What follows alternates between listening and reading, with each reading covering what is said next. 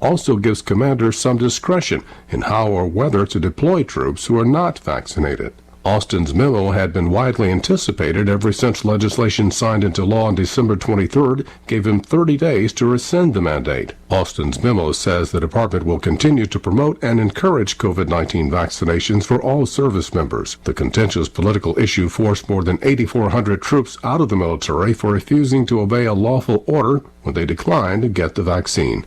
Norman Hall, Washington. The man accused in the fatal stabbings of 4 University of Idaho students is expected to appear in court today, a day after classes resumed for undergraduates, many of whom until recent days were stricken by fear over the case. News and analysis at townhall.com. Glassdoor releases its list of the top 10 best places to work this year. Number 1 is tech company Gainsight. Google comes in at 8. 6 of the top 10 are tech companies. In-N-Out Burger is the only restaurant on the list. It came in at number 10. Now, also interesting to note, Apple and Meta both fell out of the top 10 for the first time in a decade. It's the first time since the list was created in 2009 that Apple did not appear in the top 10. Meta has been on the list since 2011. Tasha Stevens reporting. 2 New York City hospitals have reached a tentative contract agreement with thousands of striking nurses, ending a walkout that disrupted patient care. The nurses walked out early Monday after negotiations with management ran aground at Mount Sinai Hospital in Manhattan and Montefiore Medical Center in the Bronx. More on these stories at townhall.com.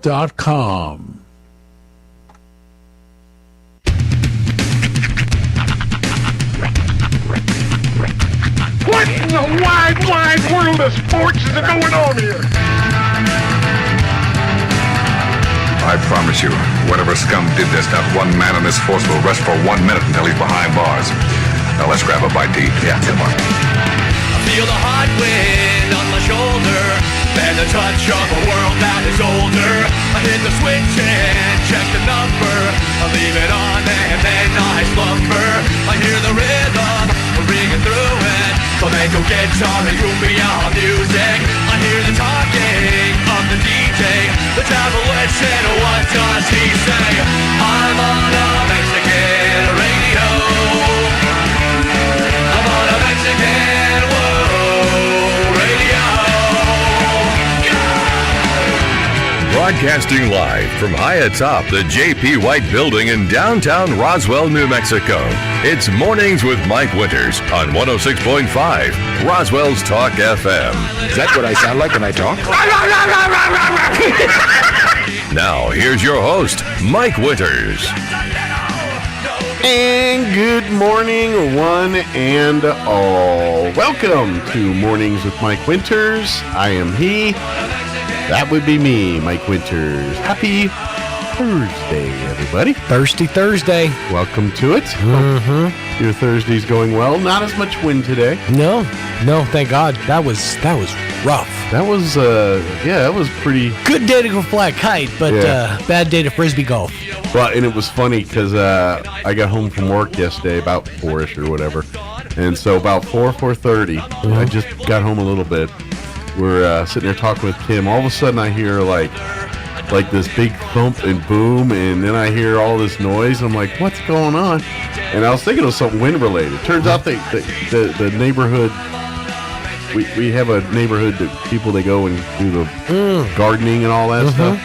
They were cleaning off the roofs of the units, and so with all that wind going on, and I'm hearing boom, boom, boom. I thought my world was coming to an end. It's just some guy climbing on my roof.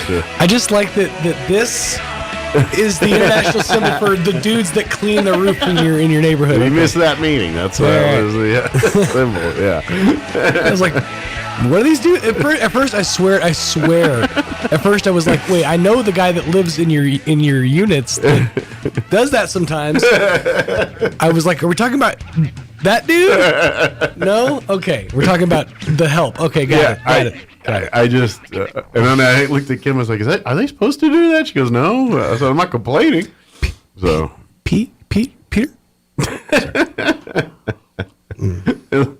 I'm just here to clean your roof. I'm just here to tidy things up. Yeah. And all your places in your unit are that Adobe style, right? That they all look the same. hacienda flat roof flat style. roof. It's the same brown. Everybody looks the same. Well, that's the problem with roofs like that and structures like that is they're really cool to look at, but stuff gathers on top, and that's an issue. Really?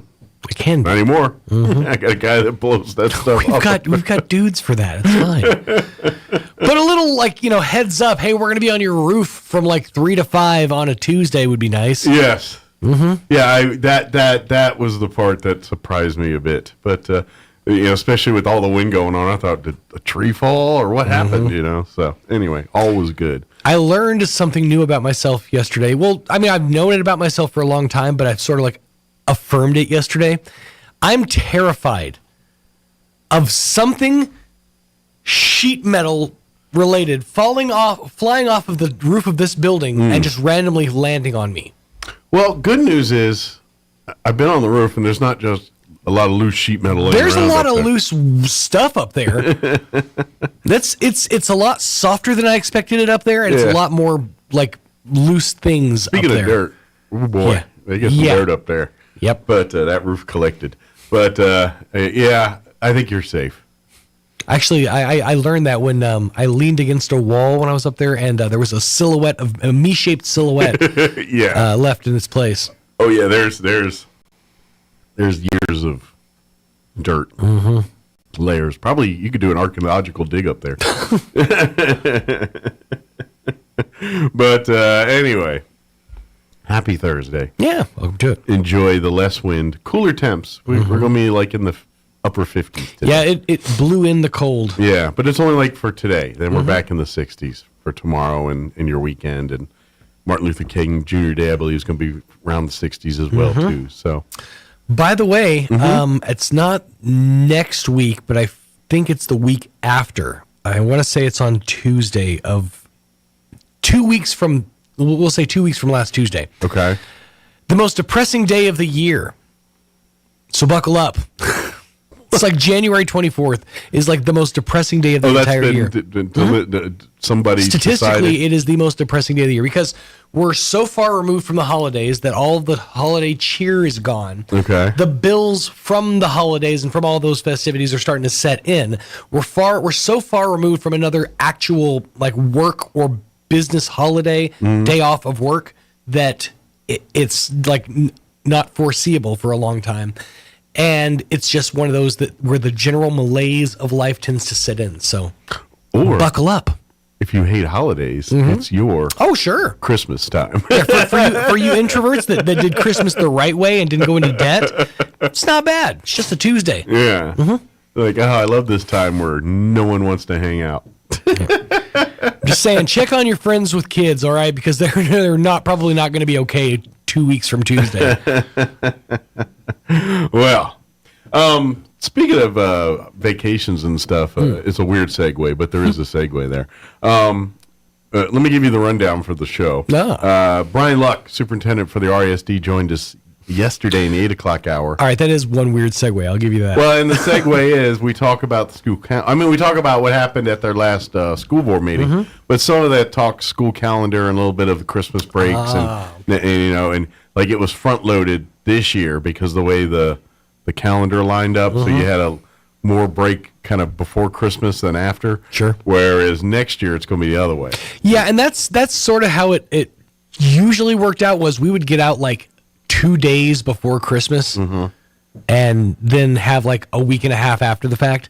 This year, they had a lot of time before. Well, next before calendar Christmas. year, it's going to be back to the way you're used to it. Gotcha. So. And I think they said classes start August 8th. This next school year here. So anyway, we'll play that interview for August 8th. It's a day after my birthday. And was my father's birthday, the 8th. So we're going to play that interview with Brian Luck. And then in the 8 o'clock hour, we're going to replay interview we had with the Roswell Community Theater. They joined us. 4 abroads go abroad on a boat. And so they got their boat. So they have their full immersive dinner this Saturday night. And then opening weekend will be next weekend. And then they'll have another weekend there. But we'll play that interview for you. And then in the 9 o'clock hour, about 9:15, we're going to replay our interview we had with Joanne Lopez from the Chaves County Health Council. She joined us with some representatives from Blue Cross Blue Shield of New Mexico, talking about different programs for getting health insurance and information and all kinds of stuff there. So, and with, a lot of people looking for new plans and things right now. Some info there for you. Good stuff. Now, obviously, Blue Cross Blue Shield is kind of like, well, come join us. But in effect, they're offering something that's available through everybody. So good stuff, Maynard. Yeah. Plus, we'll do all of your features that include the news of the local and national variety, Wall Street business updates, and whatever else we can come up with for today's show. My dad used to say that all the time. That was his go-to phrase. Good stuff, Maynard. Maynard? He'd say, it's good stuff, Maynard. And I wondered, I was like, what is that from? Because it's got to be from something. My dad didn't just pull stuff out of the name. his keister. It's a Malto Meal commercial from the 1970s. Hey, what happened to your cereal? Big Bear took I looked this up the other day just because Lucky Bear, 'cause that was Malto Meal. Smooth and creamy wheat, toasted malt, iron fortified. Good stuff, Maynard. Good stuff, Maynard. Sure. But why don't you show me that bear first? Are you sure you want to see it? Okay. More Malto Meal, please. Joke is there's an actual bear at the door.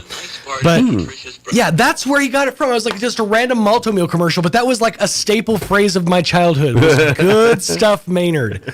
You like Malto Meal? Not particularly. My wife does. It's good stuff, Maynard. My wife had some just the other day. It's fine. We have a thing of it in our the pantry. Malto Meal. She eats it. Now you're talking about the hot cereal Malto Meal because there's also the entire line of cereals. Like I'm Malto Meal. talking OG Malto Meal. Hot Malto Meal. Yeah. I prefer cream of wheat to Malto Meal. I think that's just because that's what I was raised on. Because we had cream of wheat in my household. Which is ironic because my dad's go-to phrase was good stuff, Maynard. I know. You'd think you would be a Malto Meal man. You'd think. But nope, we were cream of wheat family. Yep. Or when we had commodities, farina. Farina. Did you ever have farina? I did not. It's basically Malto Meal. It's essentially the same I never thing. had Malto Meal until I was an adult.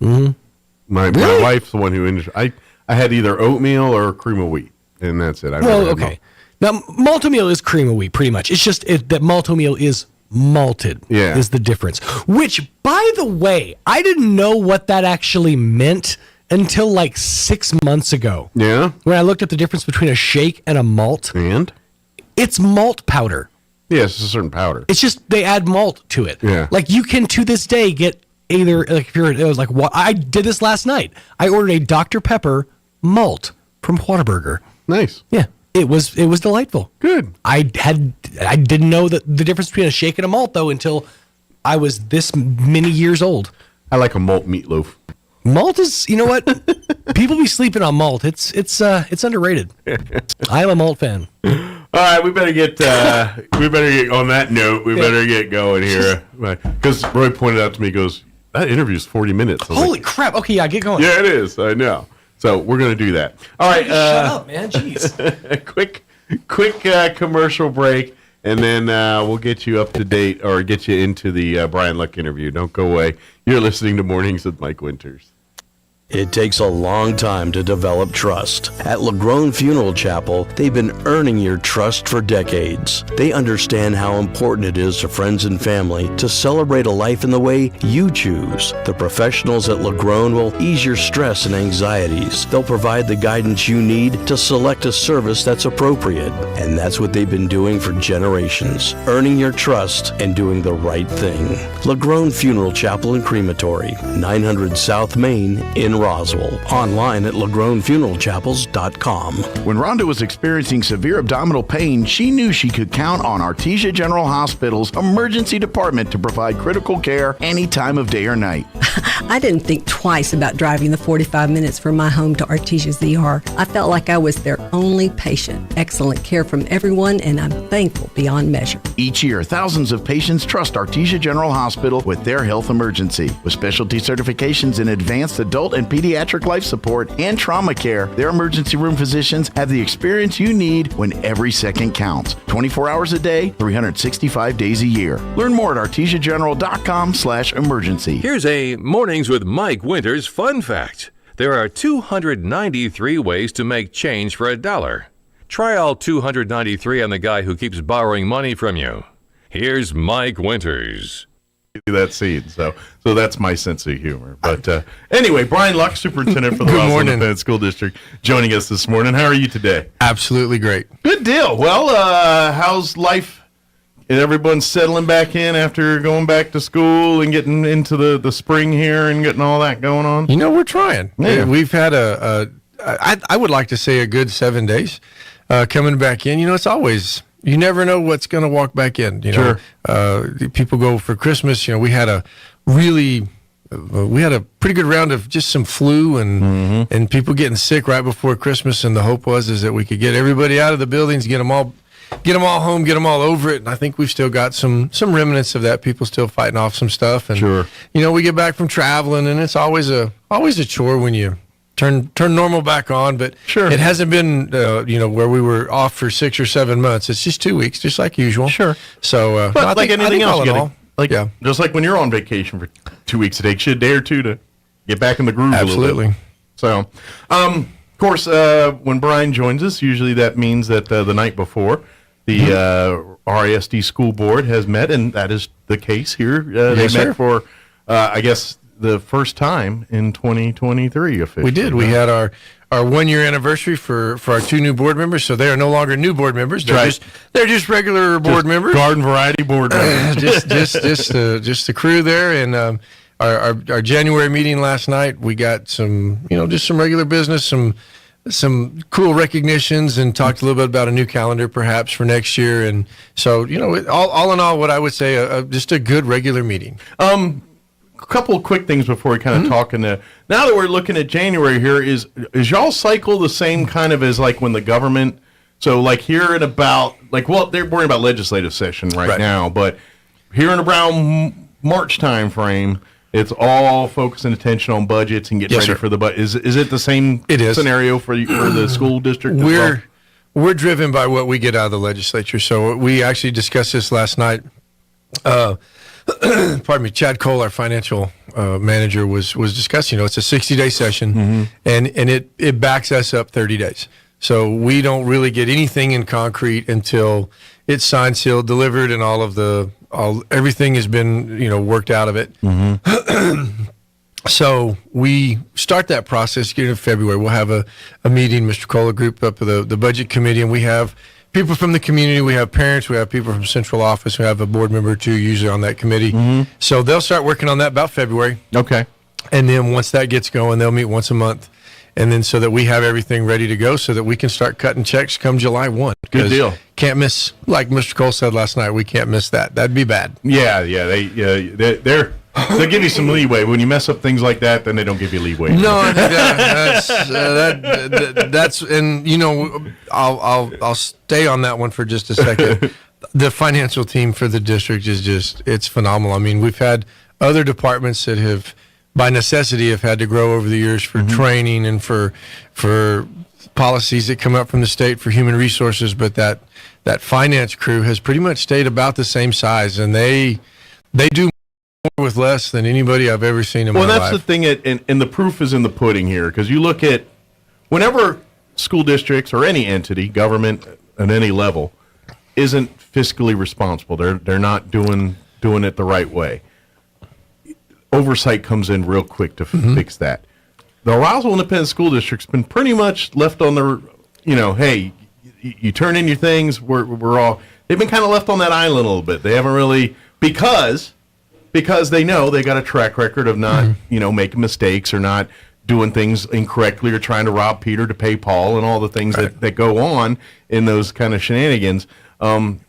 We've been very fortunate that we have a great, you know, throughout and this is I've been here 20 plus years, and that whole time, finances have never been an issue in the Roswell Independent School District. Well, and we'd like to keep it that way. Yeah. You know, that's but I do think that you hit the nail right on the head.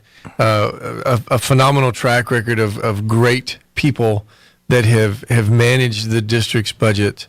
And then I'm going to go kind of an odd one. I'm going to say the community at large.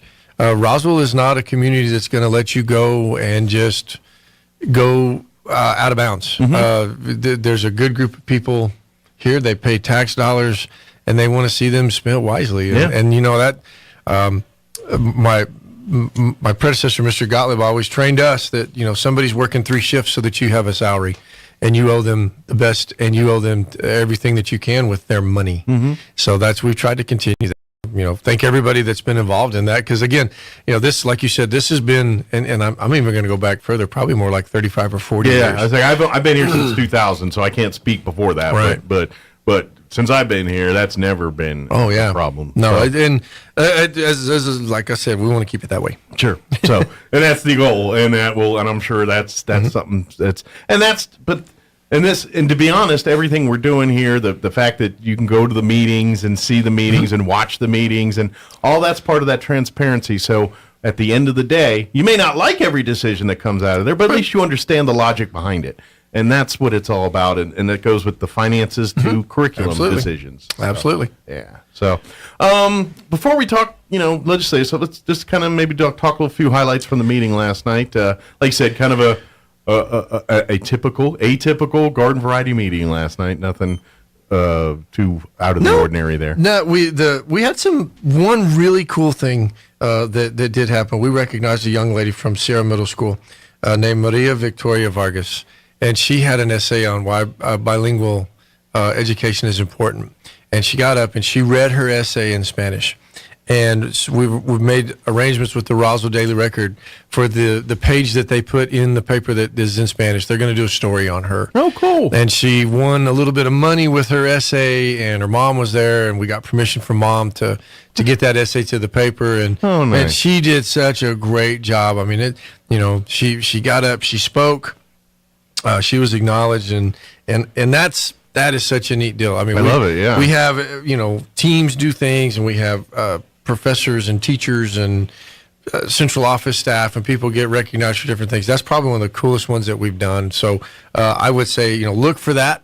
Okay. As that one comes out in the paper. And what I'm going to try to do with our newspapers, make sure that story is in both languages, so that if it appears one day, the goal for it is for sure for the one page that's in Spanish. But I also want to make sure that everybody has the opportunity to hear to get the gist of what she said. Very cool. So look for that.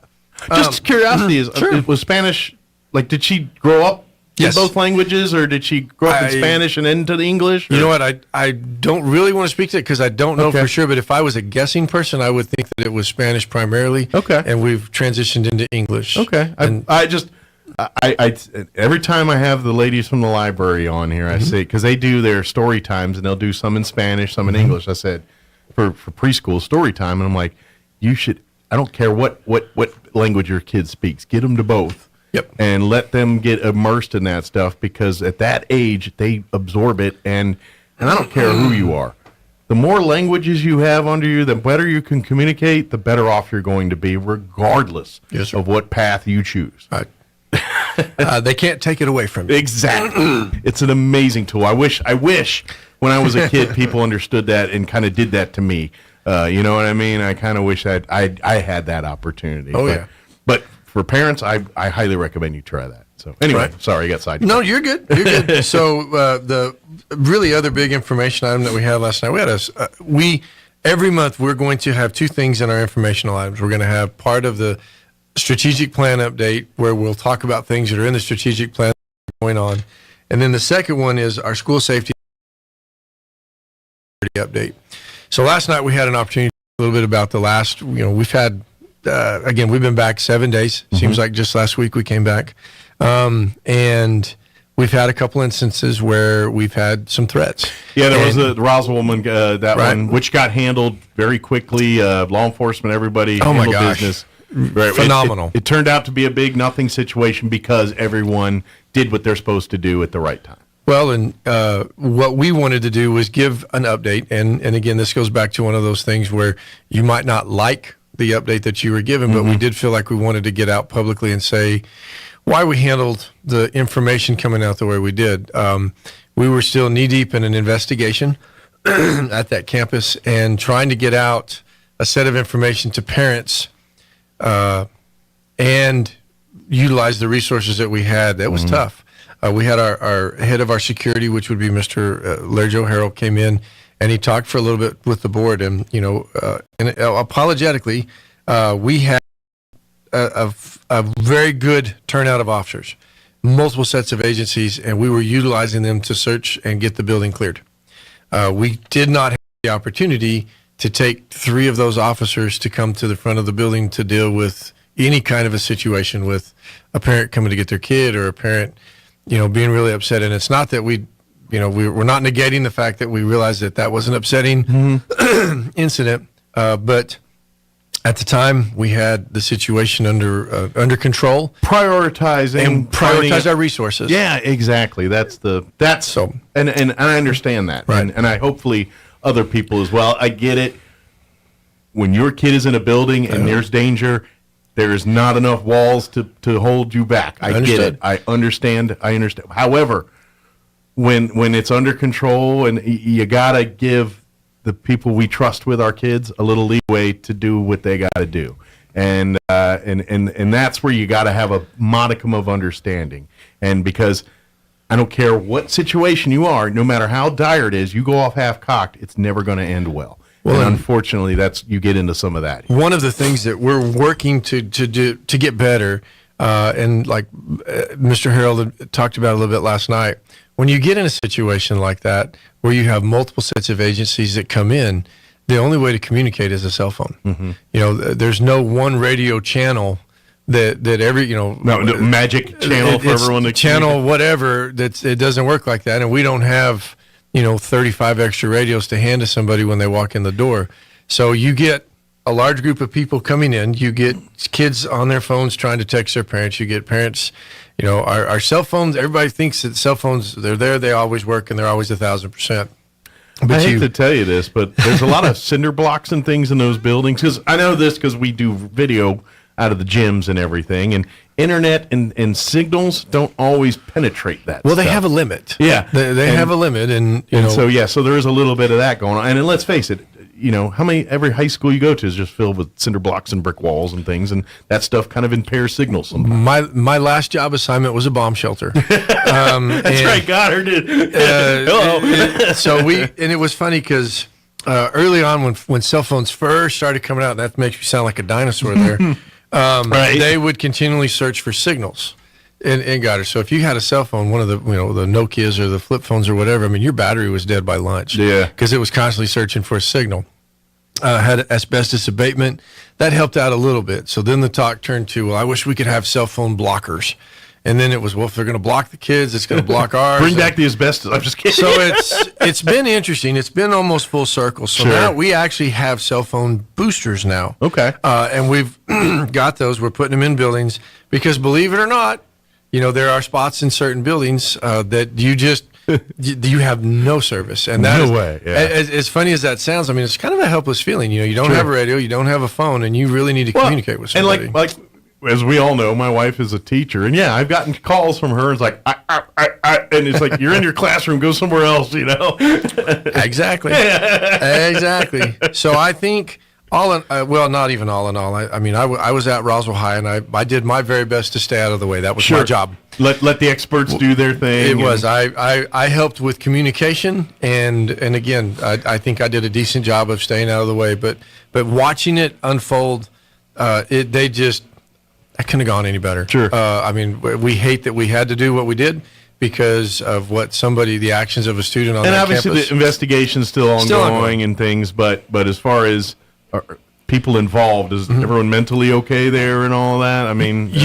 We've communicated with Roswell High pretty much on a daily basis as far as, hey, how are your kiddos doing? We, just chance conversations with teachers or at different events and hearing from some of the parents. I walked into a convenience store yesterday and the lady says, my daughter was scared to death. A reminder that, in a room with a teacher behind a locked door, a trained teacher, you're already safer than you were 5 seconds before that happened, and that we don't take that lightly. Within I don't even know the exact time, but it was under 3 minutes. I mean, we had somebody in just about every hall. Well, and Roswell High is a big building. It is. It is a big spread out. It's a lot of it's one level of acres. Yes. Well, and there's portables and there's breezeways and so again, hats off to the staff over there, to the security team that Mr. Hurl has. We call it a security/crisis team. They came in. They started communicating with the teachers. We have a program called Navigate, where they're receiving real-time information. They can chat back and forth. They can ask questions. Those that were having trouble with that, Mr. Carrasco's secretary, Ms. Ruiz, was emailing. Mm-hmm. I mean, everybody's got a job in something like that, and everybody did their job. So, end of the day, we all go home and live to complain. Here's the part I like is about it, and even good, bad, but we had a positive result. Nobody's hurt. Everything ended. We all went home that night. That's a win. Mm-hmm. What I love about this, too, is we had the victory on that side, but now we get to assess it and say, what went right? What could have been worse? What slipped through the cracks here that could have maybe made this even shorter situation? And that's where they're probably going through now. And so I would imagine security did an amazing job, but they've also learned a few lessons from that week. Absolutely. And they're probably going to re-implement some changes based on that experience. And that's a good part about this, where it's great.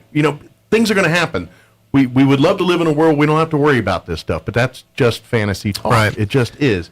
So how we handle it, how we prepare each time, and let's face it, we don't want it to, but more than likely we're going to be dealing with another incident very much like this in the near future, whether it's a month from now, 2 years from now, I don't know, but the odds are, right. And so to see that, is everything perfect? No. Right. But you know what?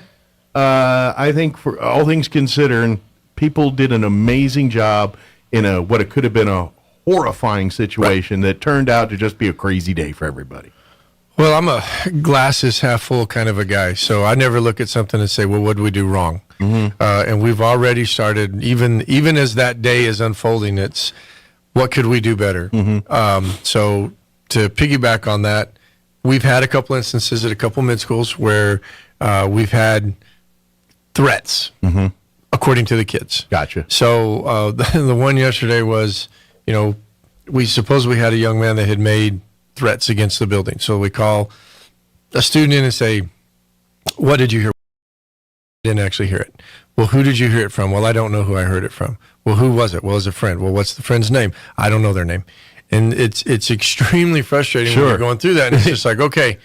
And then at the end of the day, it was 9 times out of 10, it's just kids talking smack and doing things and not having a real intent to do anything. But you got to take every one of those seriously. Well, at the end of the day, a parent had actually called 911, and we had 6 units show up at one of our schools. Oof. So, that'll cause alarm. Then you get the parents to say, well, why wasn't I notified? And it's like, notified of what? Yeah. And so that's one of those that we have to figure out. It may be an impossible mission, sure, but we're going to have to try to figure out a good way to get information just to the parents. Without creating a panic. Well, without creating the panic, but also... And to be honest, entities like us are difficult in that because we're a radio station. We get everybody. It's not just the parents. So when we get an announcement saying there's a lockdown at a school, everybody and their uncle is going to freak out. Sure. And so yeah, I get what you're saying on that. How do we do it in a way that says, all right, parents, you have a right to know what's going on here, but we don't need to call the cavalry on this. Right. It got handled. Situation's under control. Yeah. And then, too, like the situation with Roswell High the other day, any kind of a post or anything like that on Facebook, we still had kids in rooms that we were still searching.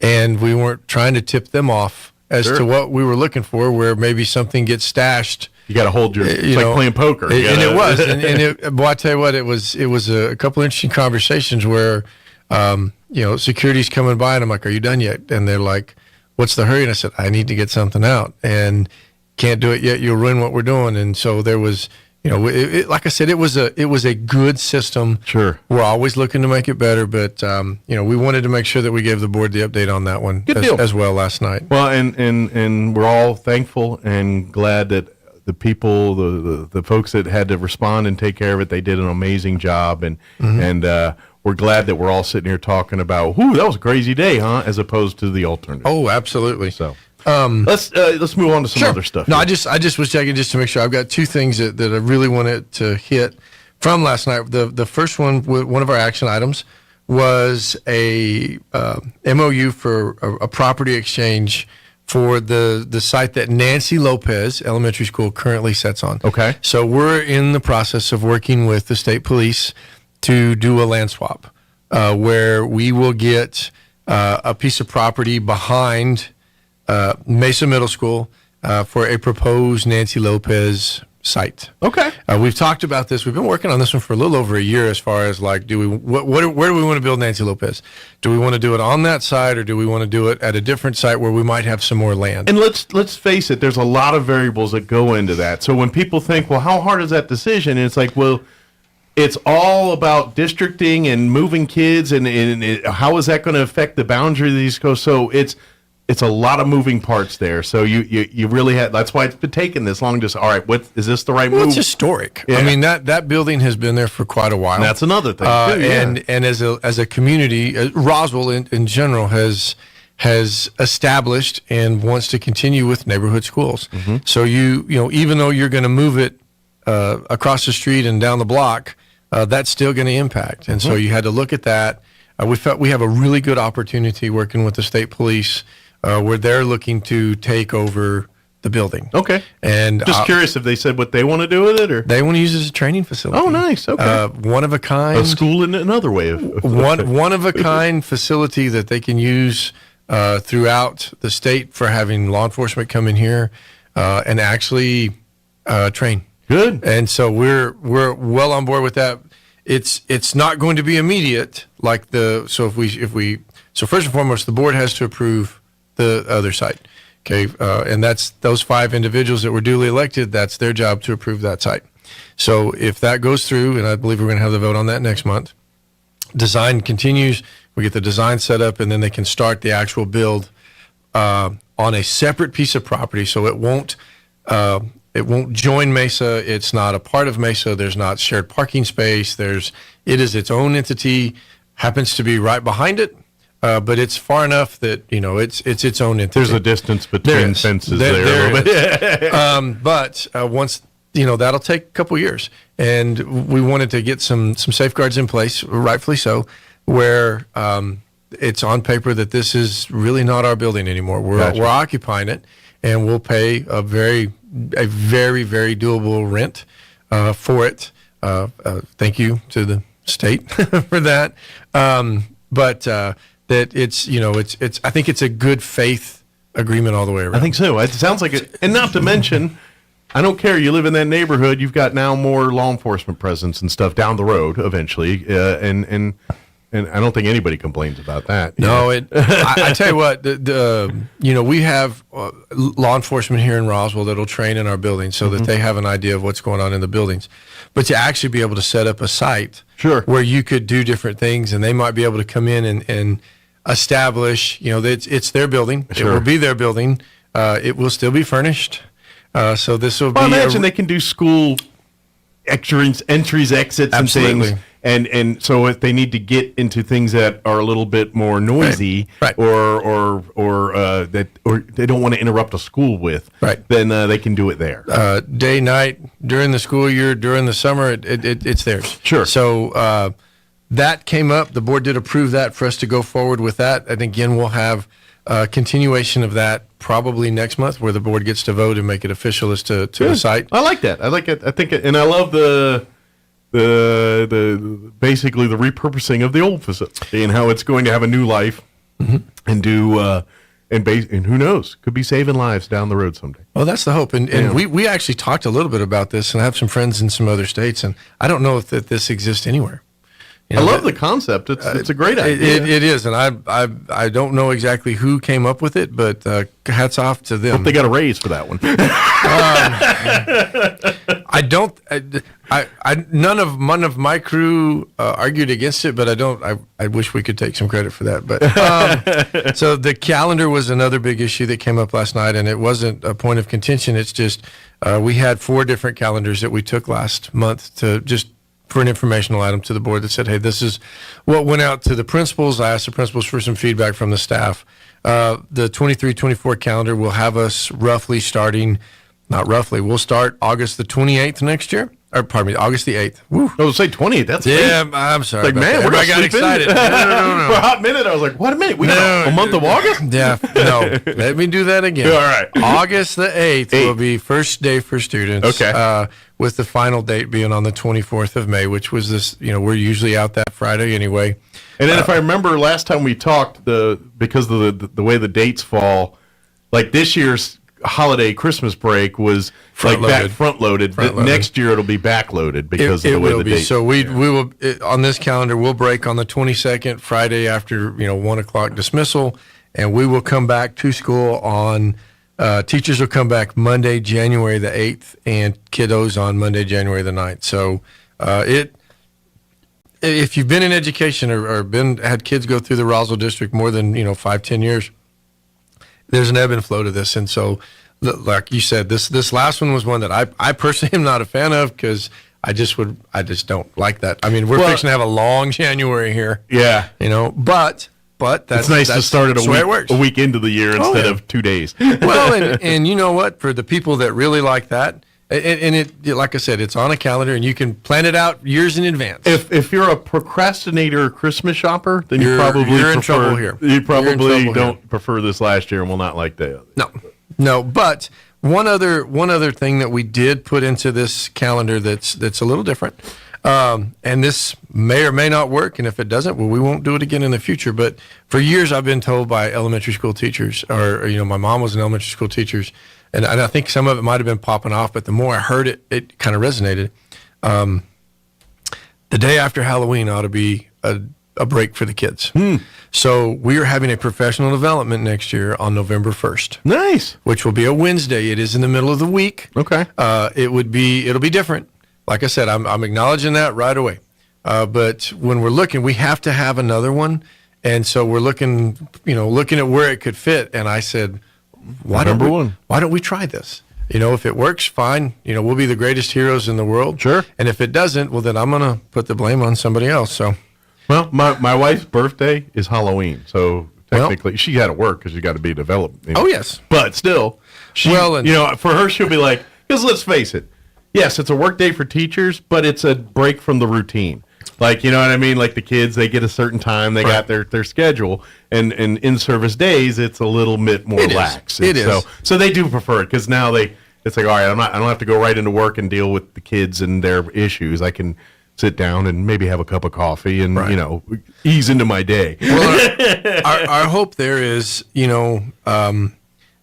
people are going to go and do on Halloween, and we're acknowledging a little bit of okay, and then two, we're also let them go, let them have their thing, and then we come back the next day and get after it. So really, other than that, there's not any major changes, or we take our standard holidays off. We have the parade day, we have our federal holidays, we have spring break in March 18th through the 22nd, and our month of April is pretty much wide open for testing. We're not real sure 1,000% of what we're looking at with that. However, it is earmarked. We've left that for that. We have some dates coming up. Okay. That just to remind your listeners that we have MLK Day on the 16th, January 16th. It is a community learning day. We do not have staff or students on campus. Okay. But we did ask our schools and our teachers to do some community events. Encourage students to get involved, to get active, to learn more. Yeah. These are not meant to be really. We're not meant to punish somebody on this one. We're just trying to encourage, a sense of communityism. Absolutely. Find out maybe what the date's about. Maybe read an article, do a quick paper, and I think we might have. Yeah, I know. I think there's several around town, but the Eastern New Mexico University Roswell is having their MLK Day on the 16th. Oh wow! It'll be at the ITC Commons, which is there in the campus, from 10 a.m. to 11. Lasts about an hour. And if you have any questions, you can reach out to ENMUR through their website. Awesome. They can do that. But I know I think there's several other events around town planned too. Well, then there you go. I mean, even that right there, you can encourage. We're not saying we require it, but just Roswell's such a beautiful place, and like we did with the Fair Day, just try to experience some of it, try to get out, get involved. Right. The other day is January 27th is one of our half-day professional development days. Okay. Our kiddos will be dismissed at 12 o'clock. If I've got it right in my head, the 27th is a Friday. Okay. So, plan ahead. Teachers will have the kiddos, then they get to do a little bit more specialized professional development after that, usually at their buildings. If you haven't had a chance, our website has been updated, and it is smartphone friendly. Nice. So the last one, when you start messing around, and it just no matter whatever way you turned your phone. So Jerry Holm and Brian Yates are two of our technicians that worked on that, and I guarantee you, it is so much. It's user friendly to the max. And to be honest, because I always access it through an actual desktop computer, so I've never experienced the phone issues, which I know that struggle with other websites. Oh, yes. And you go in there like, I just want to get to the Dropbox. How do I do that? No, it's a lot nicer, but a kinder, friendlier, gentler new experience for we're hoping mobile users. We are sure hoping. Good deal. We have our spring sports begin. First official day for spring sports is January the 30th. It's hot and heavy in basketball right now. I tell you what, yeah, exactly. Our winter sports are our basketball, our wrestling, and I really want to say a huge thank you to the crew with KSVPTV.com. Those guys in there do amazing work. Oh my work, gosh! So we had Goddard Holiday Girls Basketball Tournament. You had the Pokecorn Tournament. I think I saw them maybe more than I saw some of my own family, and I know they think that too. And that's probably why they didn't want to see me this morning. But it was so nice to be able to walk through some of those teams. We had some teams from Farmington or Kirkland Central, and say, hey, your people back home, they do know that they can watch this, and they're like, well, what do you mean? And so then we'd give them the website, and they're like, well, how much is it? And we're like, it's free. Yeah, they're used to ProView up there. Then they're used to it not working. Yeah. So hats off. And again, we were talking before I came in here, and I it's a labor of love, and it really is. It is. I mean, it may be a Absolutely. job, but it's still a labor of love because it's not near worth what it's worth to us. And I'll be honest, I've seen these guys and they've had them long days, but then you get moments where some families like, so thank you, or you'll get a grandma or grandpa like, oh, thank you for letting us be able to watch our grandchild play, and then you're like, all right, then victory. That was worth it. I'll tell you what, so I know a guy that had a meeting last night that was not able to watch his daughter play in the game, and I think if I talked to him this morning, he was watching it. And here's a guy. And so it's nice. Sure. You don't have to call and say, Just hey, don't cheer in the middle of a good moment there in the middle of the meeting. That might get you in trouble. You know what? I didn't do that during volleyball, and I didn't do that last night. Because it's always in a dark part in the meeting, and then you're like, yeah! And yes, like, sir. What are you doing? No, I'm sorry. No, I didn't even get score updates if it makes everybody feel any better. But no, again, thank you to everybody for that.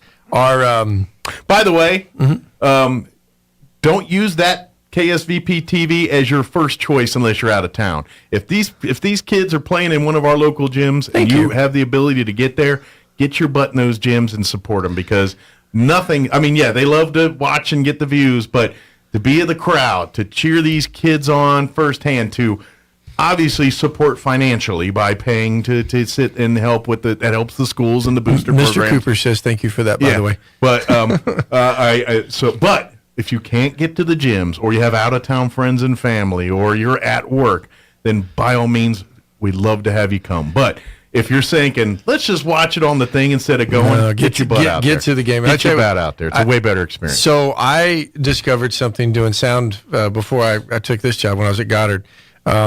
I would have the stream running as well on my computer. And it's delayed just enough that you get instant replay. Yeah. So I know Gene has been working with instant replay for football. We've had for next some year. success and but some not this success. this was non-planned because the stream was about 10 seconds delayed from live action.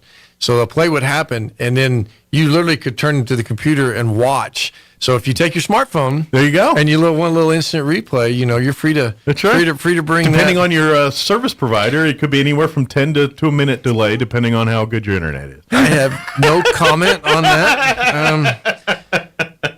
So, two other real quick things. Got Yes. construction moving along with Mesa Middle School. We've already talked a little bit about Nancy Lopez. If it all goes according to plan, thank you, Wade Construction. Thank you, Wade Construction. Thank you, Wade Construction. Awesome. We should be getting our kiddos in part of that building after spring break this year.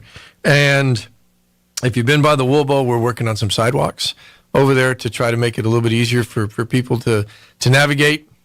The little gravel over there might not have been as easy for people that had some special wheelchair needs and things like that. Yeah. So thank you to, I think we've got, well, I don't want to say the wrong company, but thank you to the contractor over there. It can be done, but it's a rough ride because we have our little carts that we carry our radio equipment over that stuff. You should be good. I think we've taken care of you. It can be done, but it's a bumpy ride. Oh yeah, and we've got Roswell High School baseball field ended up with some lights to so that they can actually play games on campus at their own baseball field. So That's they've got great to the see. ability to schedule double headers now. I mean, just gosh, we got so many things, and again. A thank you to my crew and making sure that that what we're doing is good for kids. You know, everything that we're talking about, you know, it will impact the community as well, but the ultimate direct impact has to be the kids. Absolutely. And That's you know, what we're it's just, all just about. working with them. Absolutely. Next time we'll be right in the middle of legislative session, so I do want to set some time aside to talk a little bit about some of the legislative issues that you guys are looking at. Obviously, if folks been watching the news, the governor's kind of been previewing over the last couple of days some of the things she wants to see this legislative session address. There's a lot of education-related stuff in there. Right. I'll do a shameless plug. Front page of the Roswell Daily Record this morning has a very good article about proposed plans. I would, you know, whether that be online or a hard copy, I would get that and read it. Sure. It's very user-friendly to understand what the language is that's in that article. Not with getting in details and all that, but just your ballpark opinion. Because, you know, from my wife teacher perspective, I hear the things she wants to do. And I'm like, that's great. All those things are good. Ballpark reality, how much of that do you think is actually going to get through? Just you guess and speculate, not holding you to anything official. Just you based on your experience and curiosity, you know, just curious what they would think. You know, there's so many factors that could go into this one. I mean, you look at the political landscape. We just won an election, so we don't have to worry about something like that. It sounds like the public ed department is fairly stable. Dr. Steinhaus is going to.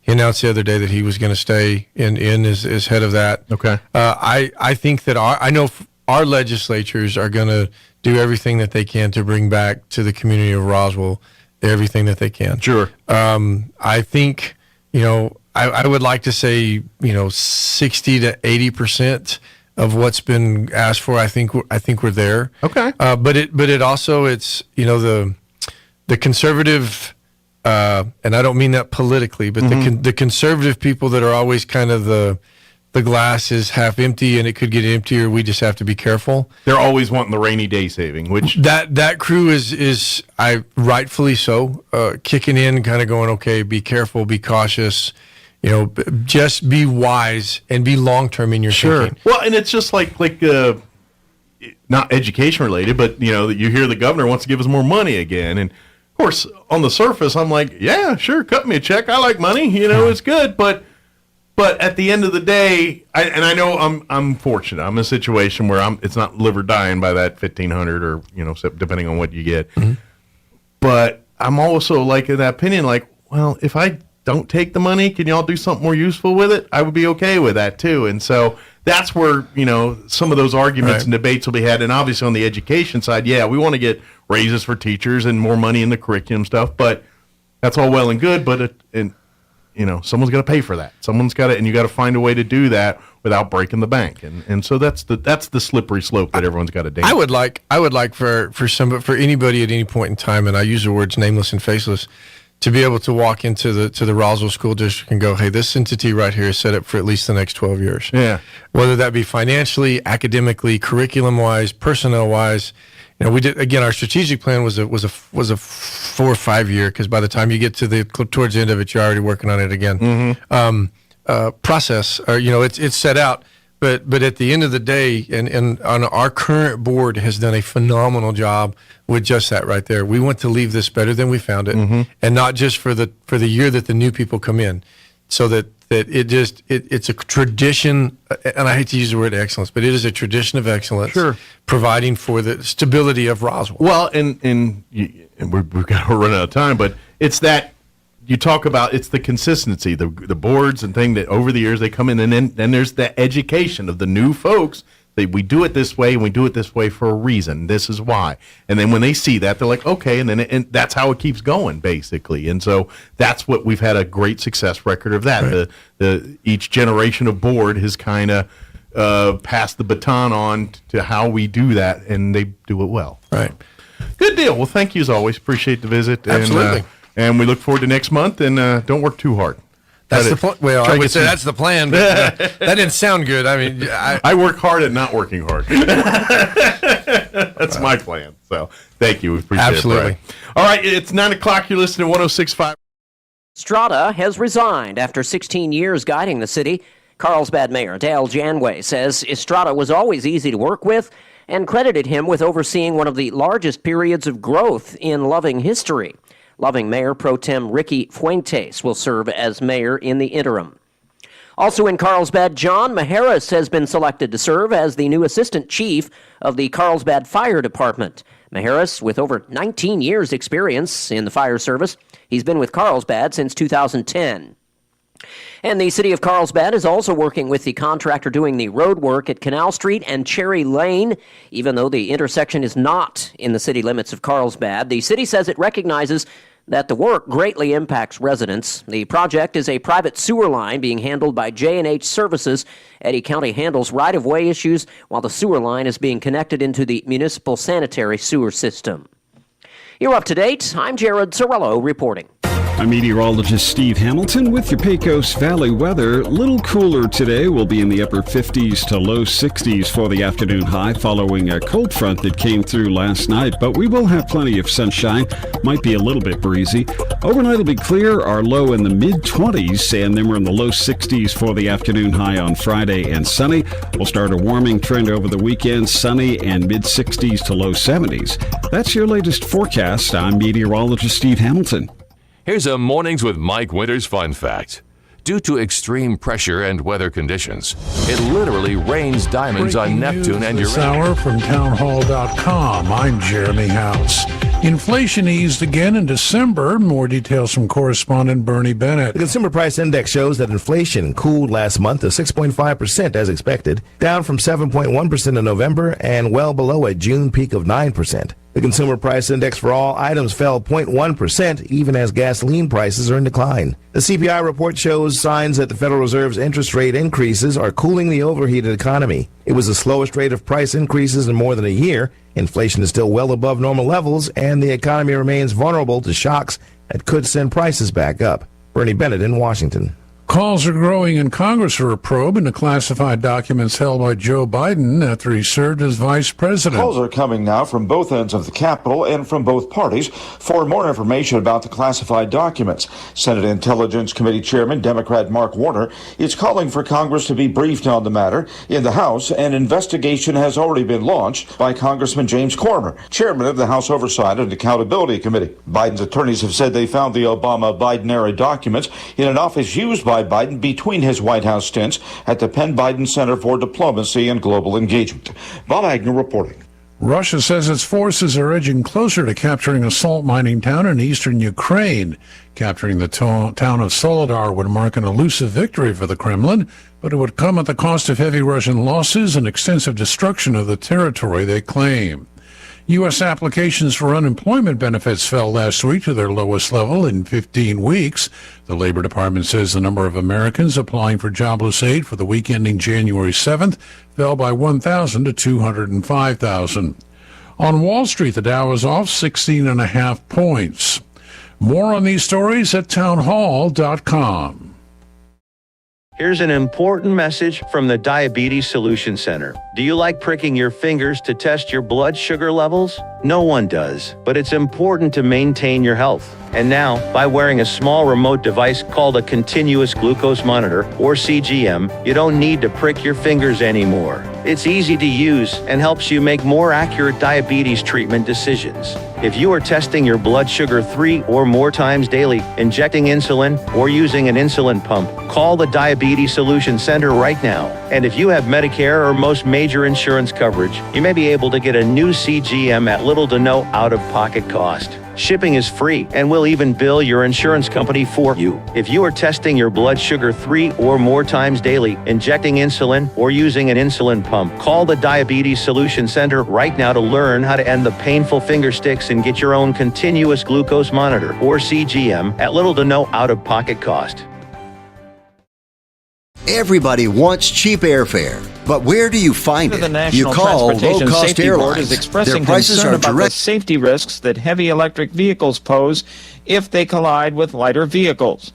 Jennifer Homendy raised the issue in a speech Wednesday in Washington to the Transportation Research Board. She noted by way of example that an electric GMC Hummer weighs about 9,000 pounds, with a battery pack that alone weighs 2,900 pounds, roughly the entire weight of a typical Honda Civic. The extra weight that EVs typically carry stems from the outsized weight of their batteries. To achieve 300 or more miles of range per charge from an EV, batteries have to weigh thousands of pounds. Keith Peters reporting. Aid workers say the Taliban's ban on women working for non-governmental organizations in Afghanistan is already starting to hurt the massive humanitarian campaign that's keeping the country alive. News and analysis at townhall.com.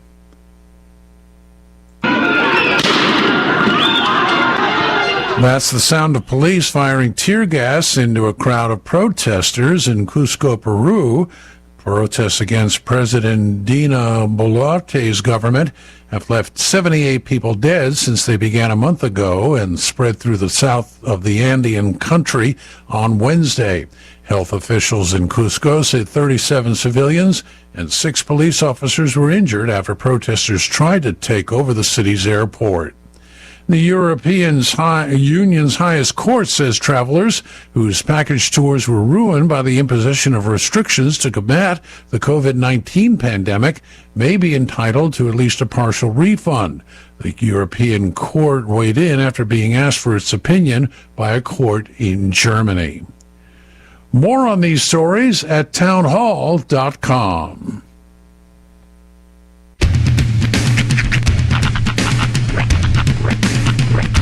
What in the wide, wide world of sports is going on here? I promise you, whatever scum did this, not one man in this force will rest for 1 minute until he's behind bars. Now let's grab a bite to eat. Yeah, come on. I feel the hot wind on my shoulder and the touch of a world that is older. I hit the switch and check the number. I leave it on and then I slumber. I hear the rhythm ringing through it. Flamenco guitar and cumbia music. I hear the talking of the DJ. The travel listen, what does he say? I'm on a Mexican radio. I'm on a Mexican radio. Broadcasting live from high atop the J.P. White Building in downtown Roswell, New Mexico. It's Mornings with Mike Winters on 106.5 Roswell's Talk FM. Is that what I sound like when I talk? Now, here's your host, Mike Winters. And good morning. It is 6 minutes after 8 o'clock. Welcome to hour number 2 of Mornings with Mike Winters, right here on 106.5 Roswell's Talk FM. Yeah, he come in trying to hide the megaphone, and I was like, I see it. Are you going to yell at me? No, I just, I needed it for the bit. That's all. It works pretty good. It's not bad, right? Yeah. It's more forward facing. It didn't really pick up well on the microphone. If I were to do over here, though, that works well. Yeah. Okay, that's enough. We're good. All right. Now we need to put that toy away. Yeah. So, good morning. I don't get to use it very often, so you know. Yeah, it's not, not a lot of riot control needed around No, here. it was purchased for me, thinking, oh, he's in radio, he'll use it plenty. Sure. Forget to use it. They watched Private Parts, the Howard Stern movie, and that's why because he does it a lot in his, you know, anytime he did the phone call, the fake phone call, like when he's talking to someone on the phone, he'd get on that thing, and, or his traffic copter reports and all that. That's about all I can tell you about it. Yeah, pretty much. So, happy Thursday. Hope you're having a wonderful day so far. Enjoying the lack of wind. Yeah. And the crispness in the air. It is a bit crisp. It feels good. I love that crispness. It's nice. Makes me happy inside. Makes you feel alive. Then you turn around and want to go back to bed. It's like that line from it's European Vacation, the one that you don't know about. There's a scene where Clark is sitting there at the Eiffel Tower with Rusty. And it's a scene where Rusty's embarrassed because he's had to wear the berets that they got everybody with their names on it. And he's trying to pick up women. But so the father-son moment, they're sitting there and Clark's just talking to Russ about, you don't want to wear the beret, that's fine. And he's like, look at the view here. And he's like, man, it's so inspiring. He goes, man, don't you just feel it inside? It just gets into your body and you want to write, you want to paint, you just want to sculpt something big. You just want to, is there a bathroom around here?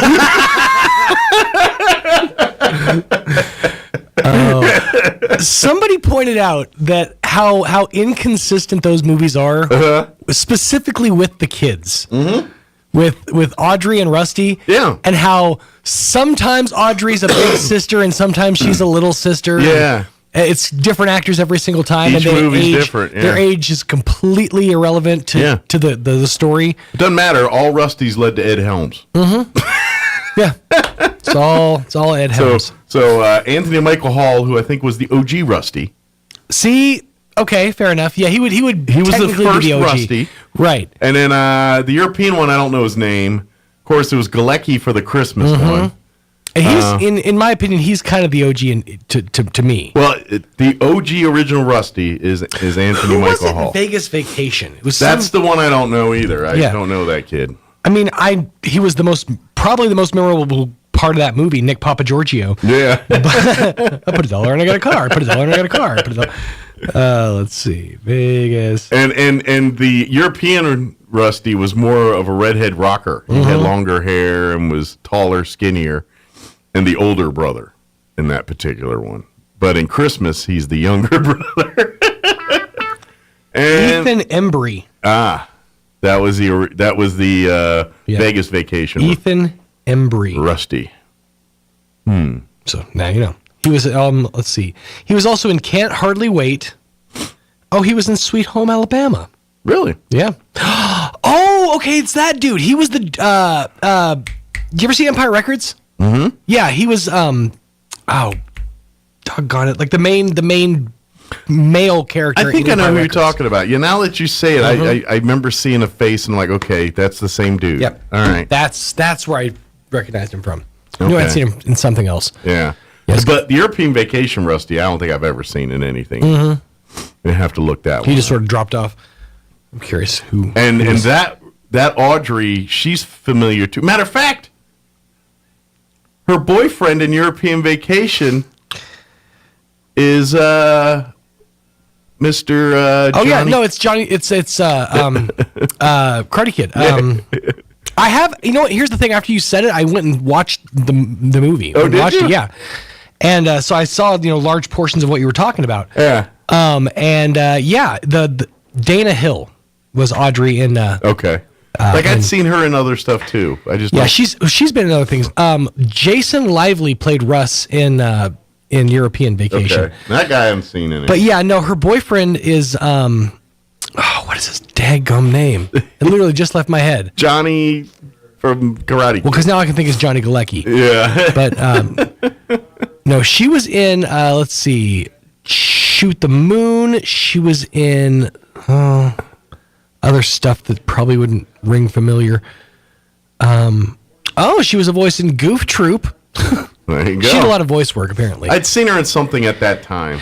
Well, she was in Fallen Angel, which was from 1981, Shoot the Moon, Cross Creek, Combat Academy, Silence of the Heart, and then after that, it was pretty much all voice work. Interesting. I know I'd seen her in something. I just don't know it. But I don't know how we got down the vacation rabbit hole, but it happens. So you've seen the European Vacation. Then. Yes, I went. So what are your thoughts now? It's good. It's a good movie. You know, it stands up. It doesn't. There were parts that were laugh out loud funny. The part that I always thought I thought was the best was genuinely Audrey and the relationship with the boyfriend, who really could give a hoot about her whatsoever. And was just in it for the making out or whatever. But yeah, it was a good movie. Again, still Vegas Vacation's my one seed. Oh yeah, I mean I don't think it's my favorite of the bunch. Christmas, then Vegas, then I'll go probably Euro, and then the original. Okay, so you're not a big fan of the original. It's okay. It's just it wasn't for me. I think because you didn't see them in that order. Probably. Yeah, and that's what it's kind of like how I got screwed up because I watched in Star Wars canon. I watched Episode 1 before I watched anything else, and that sort of soured me on Star Wars. Yeah. Like, this is stupid. Yeah, but I'm sure if I got to see the original A New Hope back in the 80s when it was intended, or the 70s when it was intended, it would have blown my mind. But I watched C-SPAN, the Star Wars edition, and I was a little soured on it. So. Oh man, speaking of Star Wars, I've been watching that Andor, and the first part of it, it's slow, like I said, but I was into it. Yeah, I'm fighting a sneeze. Sorry, I can tell. But these last two episodes, I'm like on episode 10. I'm not sure if it's the last one or if there's more. I'm having trouble, man. It's just boring. Here's the thing. Good. Everybody I've talked to about Andor says if the Mandalorian was specifically to like loop in people who aren't into the Star Wars lore, who aren't fans, and it worked. I mean, Mandalorian. I'm not a huge Star Wars fan, but I love Mandalorian. Same thing with Boba Fett. It was a great story they were telling. Andor is more for it's for Thomas. It's for people who are way into Star Wars lore, and like they just want a more full story. It's like watching Days of Our Lives in space. There's that sneeze. Bless you. Fighting. Salute. But yeah, it's. I understand that people like. I've heard a lot of people say that like Clone Wars or the Star Wars Rebels series is more for people who are like hardcore Star Wars fans. That being said, there's a new series called Bad Batch, which I'm being told is also more for the outliers. The people who are like into Mandalorian would be more into something like Bad Batch. Okay. And that it's like very much like a bunch of the, the bad characters from the Star Wars universe basically going galaxy to galaxy to like right wrongs, essentially. But people are saying that it's if you're not a Star Wars fan, that you can get more into the Bad Batch than you could get into like Andor. Okay. So what they're doing is they're casting a wide net. Well, I'm trying really hard with Andor, and I'm going to finish it eventually because I don't know why. When it feels like you have to push, but through it's a lot of work. It doesn't. It's not right. A lot. Like I enjoyed Mandalorian. I enjoyed every the Obi-Wan, Boba Fett. All those I liked. I thoroughly was entertained by them, and like, I look forward to seeing the next chapter of these.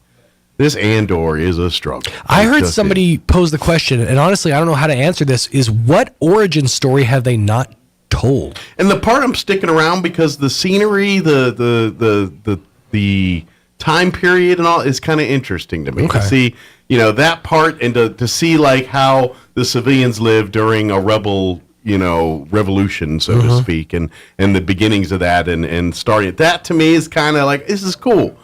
But so that part, I love seeing that. But then it's just a bunch of dialogue. Like it's literally two, rebels talking in a collectible shop, about the plan. And you're like,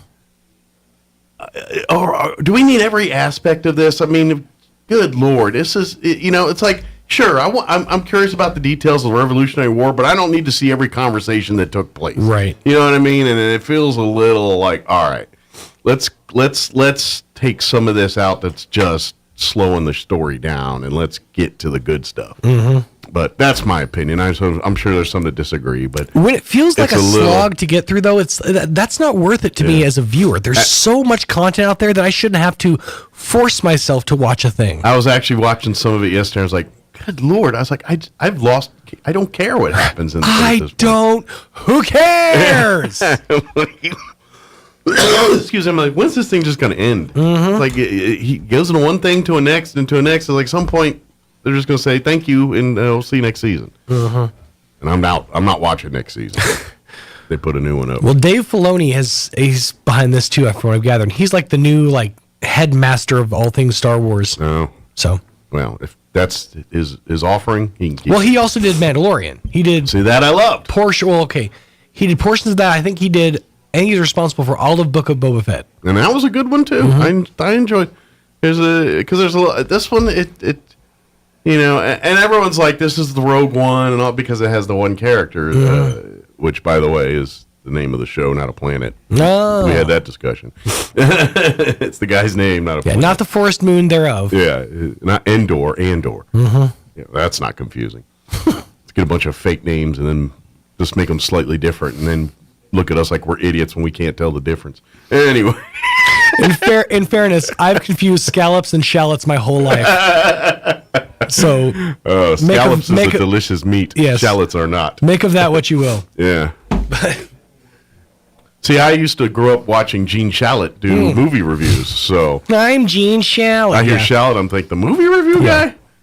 Get him out of my scallops. Get his hairy, crazy keister out of my... He scared me as a child. He was... Yeah. Okay, I feel like there was a period of time of children's television where everybody had to be big characters. Yeah. Like, he had to come big. Well, I was told... H.R. Puffin stuff, Captain Kangaroo, Gene Shalit. Well, I was told, I don't remember personally, but I was told whenever Gene Shalit came on TV, and I'm sitting there, I start busting out crying, scared. Yeah, get away! And they had to change the channel. Wow. You know what? I was abnormally scared of Mac Tonight. I could see that. The McDonald's Mac Tonight? Yeah. He scared the bejesus out of me. Well, and if you think about it. When I was a kid. Yeah. And specifically, now, okay, this is probably going to be more telling of who I am as a person. I don't like things that end abruptly. Like if something comes to an end where I feel like it shouldn't be an end, that literally scares me. The commercial Mac Tonight... I guess you hated the ending of Sopranos. Yeah, I did. The commercial for Mac Tonight ended that way. It just said, let's go to Mac Tonight, and it was just over. And I was like, it just felt weird to me. There was another commercial for exclamation perfume. I don't remember that one. And I only remember it because it used to come on like when I was watching Nick at Night as a kid. And the commercial was like, make a statement without saying a word. And that was the end of the commercial. No. And it creeped me out as a kid. Like it would come on in the middle of the night and that was where the commercial would end. And that would give me bad dreams. It's weird the stuff I was eked out by as a kid. But that was one of them. Yeah. We all have our crosses to bear. Boy, was it a heavy one. Yours was abrupt ending commercials. Mine's Gene Shalit. Yeah. Every now and again, I look up the commercials, on YouTube just for a quick scare. By the way, I hate perfume commercials. Like the ones that make me mad of all commercials, it's perfume ones. Because I know they're trying to sell adventure and you're like, oh, you're going to live this awesome lifestyle if you wear our stink. But if I have to go through one more dang Christmas where I don't even remember which cologne it is, but if it's the couples dance and ballroom dance, and then they have the ballroom dancing in space, and there's this whole song saying we're on each other's team that keeps playing the whole time, and I want to kick the TV every time it comes on. And for like 4 Christmases now, they've been playing this stupid commercial every year. We're on each other's team. I haven't seen that. And I want to kick the TV, and every time I see that stupid commercial.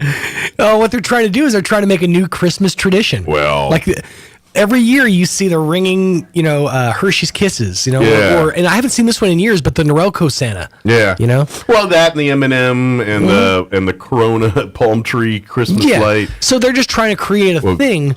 And for Christmas. Well, this one doesn't even annoy me as much as the one with Jack Sparrow going Savage. Savage. Yeah. that's the obligatory. This is the commercial for exclamation. You're wearing.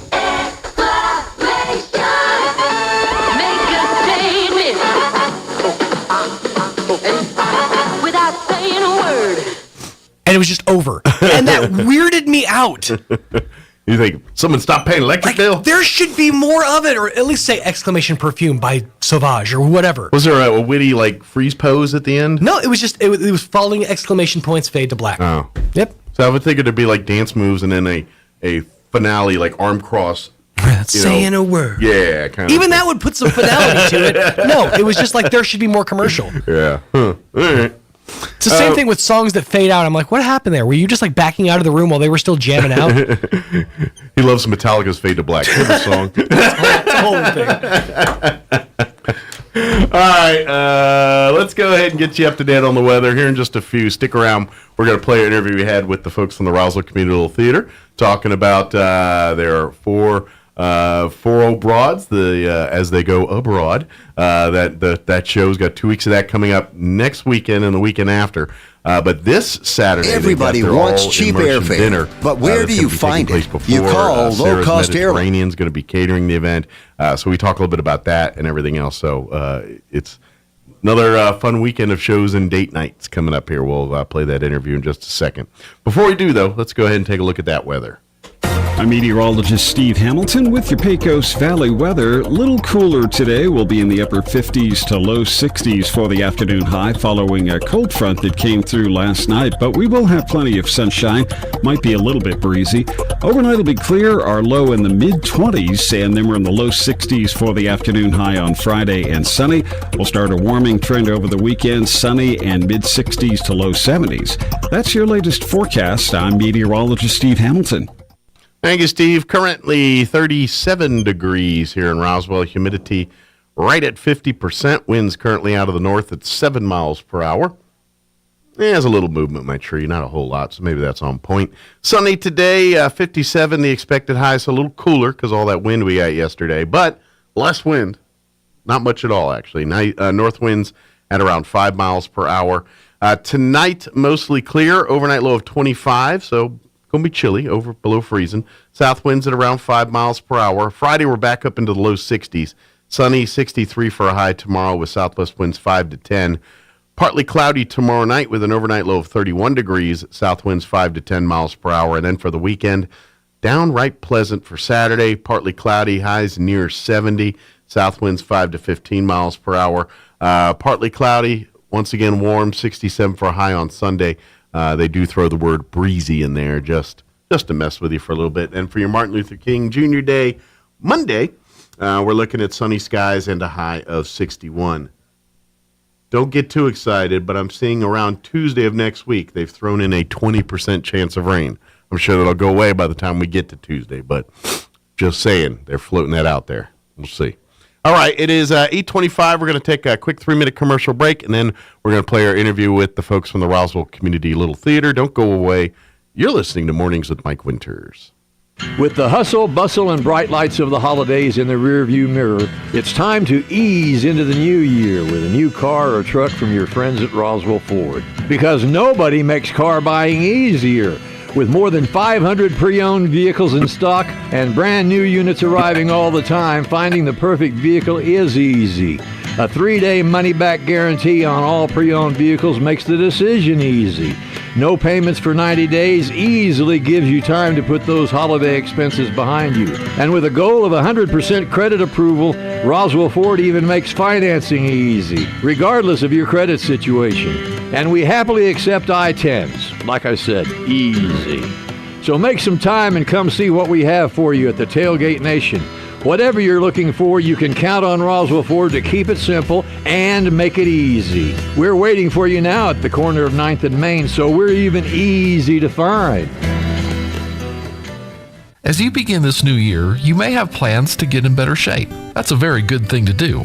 I believe God wants us to take care of the body that He's given us to best serve Him. However, I think it's even more important to get our spiritual lives in good shape. That can be more challenging than physical exercise. Just like you need a plan to exercise, you need a plan to grow your spiritual life. Use a calendar or a journal, get a daily Bible reading plan, set an alarm on your phone, and take some time to read scripture and pray. Find a friend that'll partner with you so that you can keep each other accountable for not only daily Bible study, but for prayer as well. Just like you must discipline your physical body by building good habits, you must do the same thing with your spiritual body. At first, it may seem like you have to make yourself do these things, but believe me, once you get into that routine, you won't want to miss it, and you'll feel a true loss when you do. Give it a try. I promise it'll make a positive difference in your life. Join us at the Country Club Road Church of Christ for worship at 10 a.m. on Sunday, located on the corner of Country Club and Washington in Roswell. Hey, did you know that January 15th is the last day to enroll for health insurance for coverage in 2023? And since health insurance is now literally more affordable than ever, low cost or even no cost health insurance for you and your family is more affordable than you've ever thought. Let the friendly and knowledgeable team at Be Well NM guide you through the process. Our services are absolutely free, but you have to enroll before the January 15th deadline for coverage in 2023. Visit BeWellNM.com today. At Anderson Bethany Funeral Home and Crematorium, we honor and pay tribute to the achievements of your loved one by celebrating the life you shared together. Anderson Bethany Funeral Home and Crematorium is compassionate and cares about our local community and the families we serve here in southeastern New Mexico. Locally owned and operated, we will be here to help you decide how to celebrate the bond you've shared and pay tribute to the unique individual you've lost. Visit us at 2609 South Main in Roswell or call 622-5888. Here's a Mornings with Mike Winters fun fact. The catfish has over 27,000 taste buds. Do you think they prefer fried or blackened? Here's Mike Winters. There's both, if you're wondering. Good morning. It is 35 minutes after 7 o'clock. And joining us in studio this morning from the Roswell Community Little Theater, Dan Coleman back with us. Morning, Dan. Good morning, Mike. Good to see you. Good seeing you. How's life at the theater this morning? Life at the theater is very exciting, very exciting. You know, last year we had the 4 Old Broads, right? We did. One of, I would argue, probably one of the more popular performances of 2021. It's probably 2022. What year are we in now? Yeah, last year. Precisely. Yeah. I really think it was one of the more popular plays in the last several years. Yeah. At least that's what the attendance numbers showed. Sure. Well, so you convinced some old broads to come back, I think. We did. The at the end of the first 4 Old Broads, the Broads and Sam. Come on. Oh Lord, here they are. Speak of the devil. Would you get in here? Speak of the devil. We are going to miss the boat. Hey, it wasn't my fault. Oh, Mike, I just want to tell you. Welcome back, ladies. Well, thank you. Edie sends her regrets. She just didn't want to be a part of the sin and debauchery this morning. She's downstairs praying for our souls. Good. We all need that, to be honest. Absolutely. Thank God somebody is. Where's Imogene? Oh, she's in the bathroom. She's got the bladder the size of a pea. Oh, my Lord. I told her to wear some bladder pants. But hey, I told you to leave that crown and sash in the car, Missy. Hey, I'm a real beauty queen, and I wanted everybody in the radio to know. Well, you do have a face for radio. Prude. Oh, no. By the way, while she's in the bathroom, I recommend I spent some time in there myself, So when you go sit on the stalls there, look at the wall. Sometimes there's these little stains on the walls. Ooh. And if you pretend, they're like different shapes. Like there's one that looks like a rabbit like jumping over a campfire. Yeah, it's kind of at least that's the debate we've had about it. There you go. You do you. So what you guys are going on an adventure, right? We are. The old broads. Oh yeah. You guys are Sassy Seniors crew. leaving the home for a little bit. Mm-hmm. 9 days of fun in the sun, right? Fun in the sun. Well, some of us will be in the sun. Well, I do have my first pick of all the eligible men on this boat. I'm telling you, ladies. We'll see about that. It's a lot of bars on a boat. Yes, there are. She'll be the one dancing on it. That's right. Well, if you were paying attention when you last left the ladies here last year, they decided they were going on vacation. So now we follow the I 4 finally broads. convinced Edie to book a cruise, and we are going. That's right. They loaded up in Edie's Lincoln and left Petula, Georgia, headed to Florida to get on board the Atlantic Star. Nice. But we let Beatrice drive because he drives like an old lady. Yeah. Yes. We'd be stopping too many times. We already do that anyway. We already do that already. Well, I'm on her small bladder. Lot of bathrooms to visit from here to between Florida and On the way. Oh, I haven't been to a Stuckey's in so long. Man, that's good times. Maud likes her pecan log. Whoa, who doesn't? It's a gift that keeps on giving. I'm in here, so I want some. I'm just hoping to find a date before the captain's dinner. Oh, yes. Well, if you have work right, you could have several. She probably it's will. a captive This is audience. true. Just saying, they're on That's the boat right. and they can't go nowhere. Well, they could jump overboard. They could. That's right. But they got to be pretty desperate. She's looking for one that still has his teeth. Oh, And can drive at night. Oh, yes. nice. That's a plus. Yes. That's kind of a unicorn. I got to be careful. Hey, a girl can dream. Ima did find Sam, so Yes. anything's possible. So is there a lot of puddings and things on this cruise, or did they get to eat steak and things, or is it Well, there's a lot of drinking. a lot of drink? At the captain's dinner, we're going to have Mediterranean food catered by Sarah's. Nice. This Saturday, the Oh, dang. Yeah. 14th. 14th. The immersive dinner. I love, and by the way, I just had dinner there over the weekend. It's great, Or lunch, isn't actually. it? It was technically lunch, but second time. And so now I got to try things I didn't try the first time. Because so come out and try Greek food. Yes, Absolutely. the immersive dinner. If you've never been a part of that, it's always fun to go to the shows and everything. But the immersive dinner is kind of the next level. The layers. If you love if you were all in on the first story and love the characters and everything, the immersive dinner is that other level. So rather than you just sitting there watching the show, now you get to kind of be a part of this. That's right. You're on story. stage, surrounded by the characters. And you can be part of my passion. Beatrice, really. Now that's our B. Now, for those that have motion sickness issues, will the stage be stable enough? It will be. I know when a boat gets a little. The stage is stable. I'm not so sure about her. Gives a whole new meaning to break a leg. Yeah, I just didn't know if you have to be careful with the soup if it's going to be going one way or the other. No, definitely. The stage is more stable than the characters. It's true. Good deal.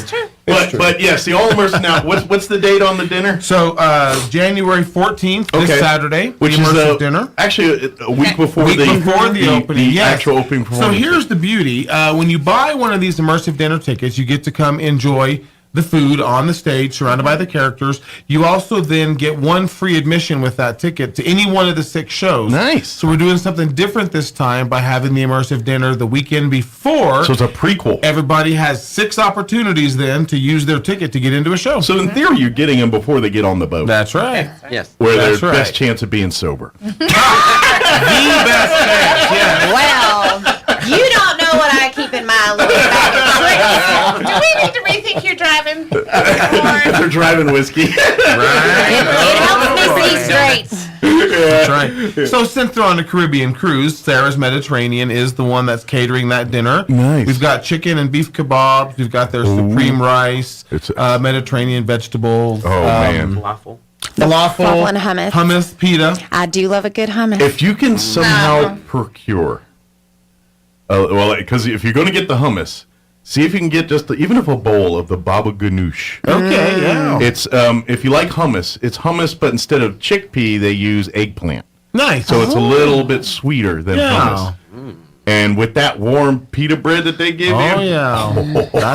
That's the ticket right there, huh? Put it this way, get enough in your system, then you have to drink a lot more. But you're gonna want to load up on that pita. Well, I did get the alcohol More package alcohol. on the cruise. That pita sucks up alcohol really There you good. go. That's right. You can drink more.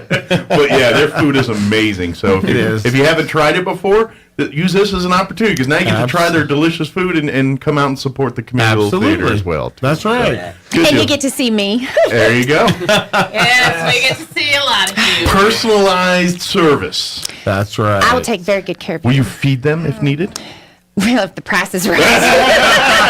I'm just saying. We need to tell Edie to say a little extra prayers. for her. Hand feeding a chicken kebab to some guest. I think it'd be great. That's right. Your chicken, don't you? That's right. Well, I am that kind of girl. But I ain't gonna lie, you might just be like, I'm gonna keep it for myself because it's pretty good. But, I do like that chicken. But for folks, if you'd like, so you might want to get on the stick here because it is first come, first serve on the immersive dinner. Right. There's only so many seats we can have, so many tables will fit on there. There are. It looks like there's 16 tickets left available. So a baker's dozen and 3 more. So there you go. Please go on to Roswell Community Theater's website. It's roswelltheater.org. Theater spelled like live theater. THEATRE. Not like the way I spell it, the eater. That's how I remember how to spell it. That's how I remember how to spell theater. The eater. Well, no, we got to get on the boat. We're going to leave Dan here. Dan can take care of the rest of our business. All right. It was so nice. Good to meet you. We'll see you in a week or 2. Don't forget Emma. She's in the bathroom. She's still in the bathroom. Don't forget to pack underwear. Just saying. And socks. Well, we all know Beatrice won't need that. They won't wear them anyway. Nope.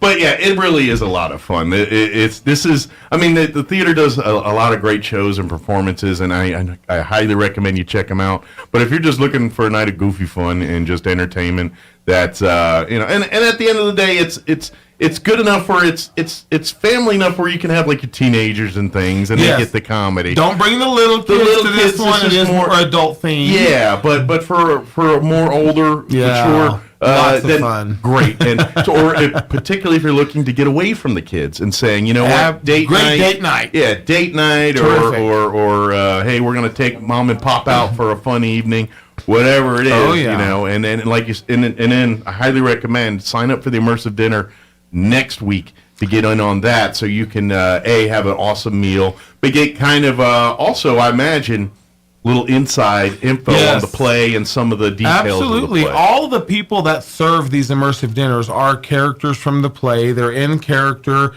They're dressed.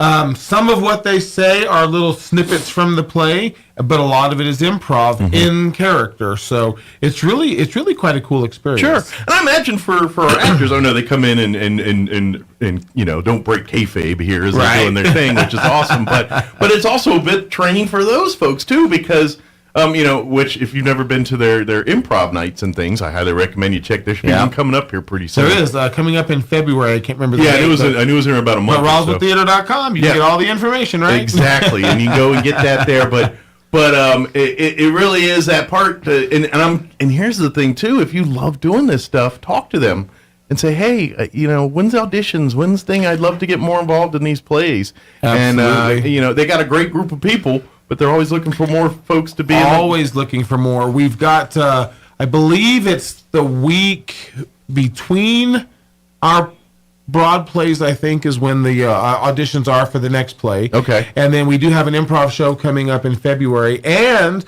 we've added another one because it's popular. We're going to have another improv show in March. Good. So we're always looking for people. And it's interesting. I saw somebody on Facebook posting about the Adult Center. What do they wish they would offer, right? And someone said, I wish they would offer improv classes because I know the little theater does improv and I'd like to audition, but I want to know what I'm doing. So we're working on coming up with improv classes for people that want to learn. So, the little theater is all about the community. Absolutely. And so if those folks that are at the Adult Center wanting to do it, come on over. And to be honest, come to the improv nights and watch and learn and volunteer because let's face it, the people that are doing it, they're learning it too. Absolutely. They have day jobs. They have things that they got to do that that doesn't allow them to do improv and act all day. They got to pay the bills. That's right. And we call on people from the audience sometimes. Absolutely. And if you don't want to do it, say no. Otherwise, jump up and be part. Think of it, if you're not familiar with what we're talking about, if you've ever seen the show Whose Lines It Anyway? That's right. With Drew Carey and now Aisha Tyler, it's been for years her. But, Drew back in the early 2000s, 90s, or whenever they started doing that. But if you think of that show, it's that pretty That's much. right. It's that same style, that in the same vein. Maybe even a few of the skits Some are of the the same games, style. yeah, that's right. I mean, obviously, it's going to be different content, but Sure. you know, it's funny when you pull out props and do things. I don't care if you're at that level or here. You know, it That's just is. right. So- It is fun. and so that's what it's all about. So please come out. But before we do that, come out and check out 4 Broads on the High Seas. Now, That's right. The immersive dinner is next Thursday. No, the immersive dinner is Saturday. The Saturday, 14th. I'm sorry. Yeah, I'm sorry. Saturday I was the off a couple 14th. days. So 1 about week, 3 days away. Yeah. So please, Wow. this weekend, get your tickets now. There's 16 tickets left. RoswellTheater.com. Yep.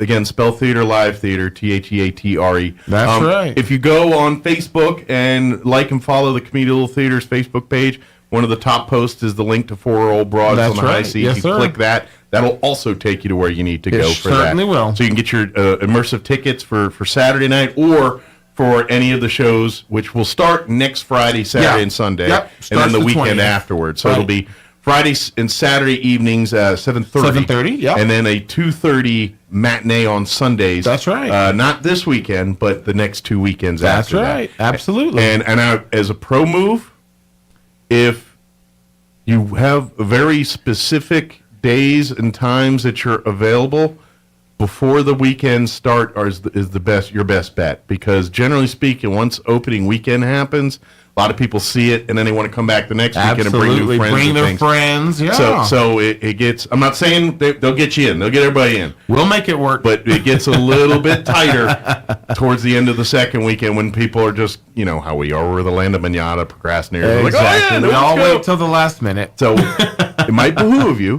get your tickets. That way you can get tickets for Friday night or You can buy your tickets ahead of time, and then you can show up at the last minute because you know your seat's there. Exactly. Or better yet, get you some tickets to the immersive dinner on Saturday. Absolutely. And then you can pick your ticket on whatever, because you've already got a ticket. That's right. After your belly's full of Sarah's delicious food, now you got a ticket to the show. So That's right, Mike. good deal. Again, RoswellTheater.com, Theatre.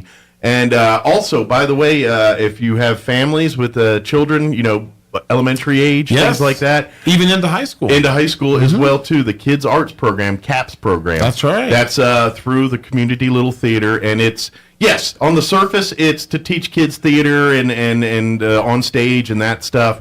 But it's so much more than that because it's all aspects of production, performance. So it's a lot of STEM, a lot of them learning about sound and lighting, a lot of them learning about, it's not just how to be or not to be on a stage. That's It's right. a lot more than that. Yeah, and we've got a new teacher for this next semester. Oh. Mary Alice Balderrama has joined CAPS. Oh, good. And she's going to be teaching the kids this next time around. Oh, so good. Pretty exciting. To get yeah. a new twist on it. So if you've been in the last couple of years, get ready for a new face. That's You're right. going to be a part of the team That's here. right. Very exciting. And of course support them through their. If you ever, I would say that probably the CAPS are most known for their Graveside Manor. They do annually or twice a year. They've kind of shifted it to the Historical To the mu- Society, yeah. more of a living thing than a That's dead right. thing. The Living Museum. Yeah. Yep, that's right. People get a little creepy hanging out in cemeteries for some reason. I don't know why, but they're a little creeped out by that. Somewhat, it seems. Yeah. But so it's kind of shifted that. But that's kind of their staple program that they do Absolutely. for the public here. But those kids are amazing, and talk to each and every one of them. They're all excited and happy that they're all bright and wonderful. I think it's the class. They're all sharp kids, and I think it's the class that really makes them in tune with some of this stuff. Oh yeah, So. they have a lot of fun. They learn a lot. They really grow that sense of worth and community, and I mean it's just an amazing program. Yeah, it is. So please, when you're at the website, learn more about that. Like I said, they usually probably gearing up for a new semester They here are. pretty quick. So now's probably the time to think start so. signing up your kids and asking more. And then even if they're not quite ready for it, get some information. At least maybe learn about it, Maybe right? the next season, next semester here, we can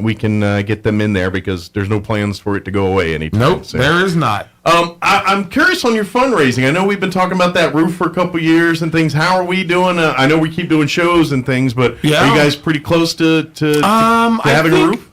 So we got a short-term loan from some of our members So the roof is on. Good. It's not leaking. It's dry. It's on. Now you just got to pay for it. But now we got to pay them back. It's finance. So It's we're in the still house. raising money because we have to pay them back. Good But deal. we are dry. So, folks want to support. That's another way. I'm not saying tickets are very cheap. You want to buy a bunch of extra tickets, or just say I'm going to pay $100 for a seat. I don't. That's right. You do what you want with it. That's but, right. Please don't whether feel you obligated. Come or not, we'll take your money. Yeah, but we hope to see you though. we want butts and seats and people clapping and laughing and enjoying the show. Oh, absolutely. The actors get so much more involved. They get louder and they get funnier if there's a reacting audience to kind of feed them. It's terrific. And I know all of us in our lives has that at least one person that's like, I'm not going to no play, or I'm not. They poo-poo everything they can about it. And I have every single time I've gone to a play, you meet one of those types in a group somewhere, and every single time that person at the end of the thing saying, well, that was fun. I enjoyed it. That's not what I expected. You hear all the complete opposite. So when you got the old crotchety person on your group that's like, I don't like singing, just me. I'm usually that guy. I'm usually the one saying, oh, boy, singing. I got to listen to singing. I get it. But every time you go to that, I don't care what performance it is. I don't care if it's 4 old broads or something more serious, or because they tend to get serious once in a while. That's right. There. And it's always been top-notch entertainment, and just our community are amazingly talented people, and very much. They put their heart and soul into it, and you can see it every performance, every time in that stage, and that's what's cool about it. That's absolutely, it's an outlet. When you're on stage, you're not Mike, you're not Dan, you're the character. You become the character, and so you say and do things that you might not normally say and do, but you're in character. You're a different person, and so it's a whole very creative outlet. It is fun. It's funny when you see your pastors and stuff doing a different gig on stage one night. That's right. Father, I didn't let me do that. 2 of our actors in this play are, in fact, preachers, but they're not on the stage as preachers. They're on the stage as characters. Exactly. So it's kind of nice fun to see that. Yeah. And then also, too, when we talk about volunteers and things, if you're like, I'm stage fright, I don't want nothing to do with, you can still get involved. Everything from helping with costumes and kind of managing the confusion behind house there, to running sound and light, to being ushers to help navigate people to their seats, to working concessions and things in the lobby. All of those positions need help, and none of them require you to put on a costume and sing or dance or act. That's on right. stage. We always need people to help build and paint the sets and build or alter costumes. Sure. Or there's everything. Or help out with the logistics at the immersive dinner, making sure the food's staged right and all Plate that kind the of stuff so we can get it out there. Exactly. For sure. There's always room for everybody. So if you want to get involved, but you're like, I don't want to act, but I love the whole thing, then please there's come. lots of behind the scenes. Absolutely. Again, RoswellTheater.com is the website. Get your tickets now for the Saturday immersive dinner. There's only 16 left, so I would not wait till Friday. I'd go ahead and do it as soon as you get a chance to get in front of a computer or your phone or whatever. Go ahead and get that ordered up. And especially if you've never tried Sarah's Mediterranean food, if you've never had their Greek food and Greek. I keep going each time to try something different, right? Yeah, because it's and now I'm up. I've had the falafel, I've had the kebab, I've had the shawarma, and I had the appetizer sampler. That's when I had the gamba ganoush and then I tried one this last time that's kind of like a hush puppy but filled with meat. I can't remember what it's called. But it was pretty tasty too. But it kind of looks like a hush puppy. Yes, it does. But it's filled with ground beef and spices. It's delicious. It is very good. Yeah, it's fried meat. Come on. What could be better? There's literally nothing better. Yeah. So you're not going to be disappointed by that. Most definitely not. Excellent. Well, Dan, I know you got to go hit your day job. Absolutely. Some people looking for houses. Which, if you need a home, Dan can help you out there too. That's what I do. Berkshire Hathaway, he'll take care of you there. So. Absolutely. But I'd love to see everyone out Saturday night for the big play. For sure. And the dinner, actually. So. That's right. As always, Mike, it's a pleasure. Thank you for having us. Anytime, and we'll see you guys again soon here, ready to wreak havoc and cause more problems. That's what we do. That's what we do. Thanks, Dan. We'll see you Mike. next time. Your Pecos Valley News Update. I'm Jared Cirillo. The mayor of Loving, Pete Estrada, has resigned after 16 years guiding the city.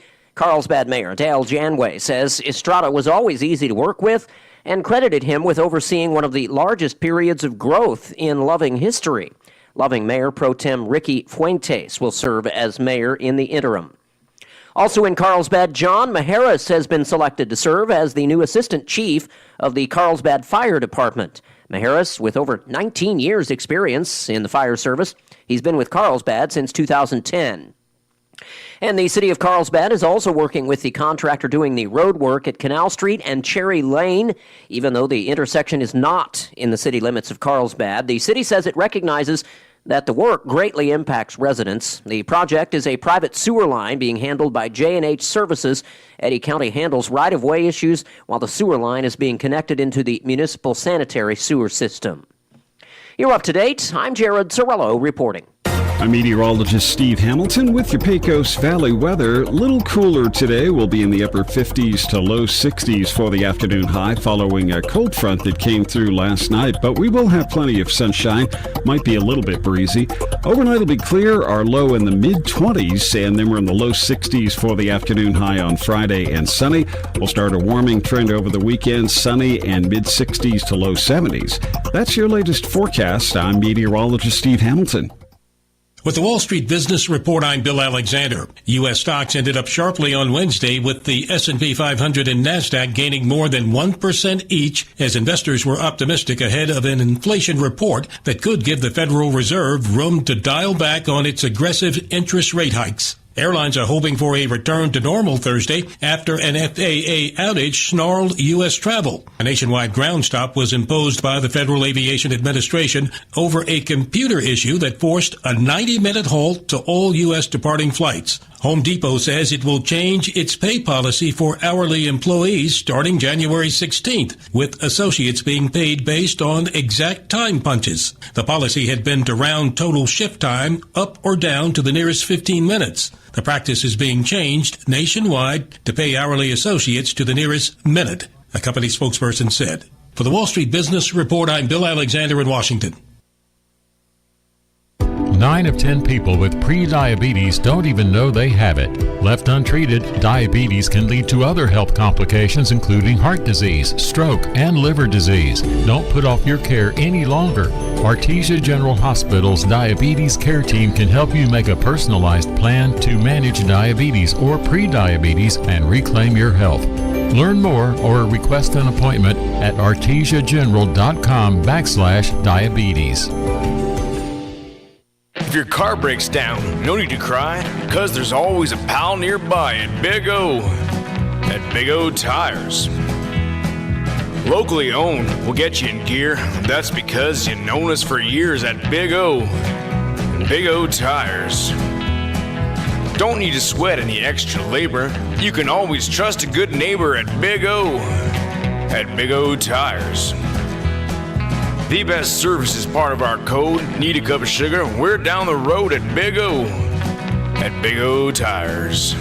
Hurry into your local Big O Tires now through January 29th and buy 3 tires, get 1 free on 4 select in-stock Nexen or Aspen tires with installation purchase. That's right. Buy 3, get 1 free. Big O Tires, the team you trust. Installation required, not valid with other offers. Eligibility may vary. Disposal fees and shop fees extra where permitted.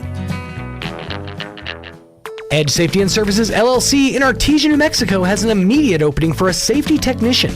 Position requires a clean driving record and must be able to pass a drug and alcohol screen.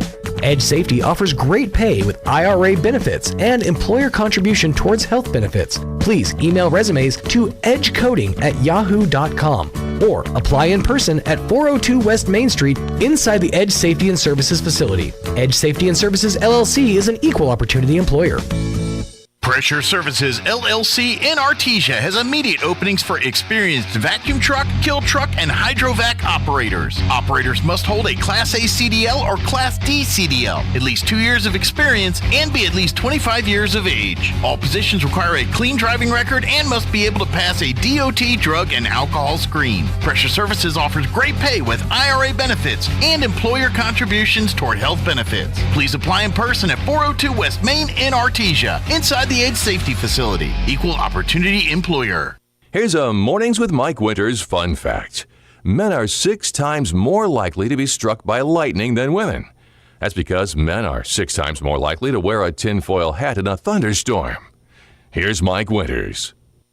And good morning. It is 8:56. Stay tuned next hour. We're going to replay our interview we had with Joanne Lopez from the Chavez County Extension Office. Also, several folks from the Blue Cross Blue Shield of New Mexico talking about some stuff with healthcare and picking plans and things like that. So we'll play that interview for you next hour. A couple things I want to put on your radar in the meantime. Of course, Monday is Martin Luther King Jr. Day. Eastern New Mexico University Roswell would like to invite you out to their MLK Day celebration. It's going to take place Monday, January 16th from 10 a.m. to 11 a.m. at the ITC Commons there on the campus of Eastern New Mexico University Roswell, located at 26 West Mathis Street, down at the south end. You know where the campus is at.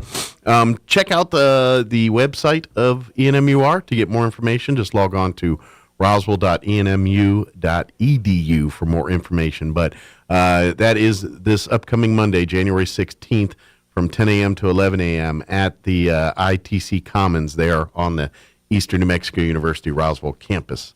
All are invited and encouraged to come out and be a part. Coming up on Saturday evening, the 21st of January. It's been a bit, so they're ready to do another dance over at Westminster Presbyterian Church. Cibolo Springs will be your main performers.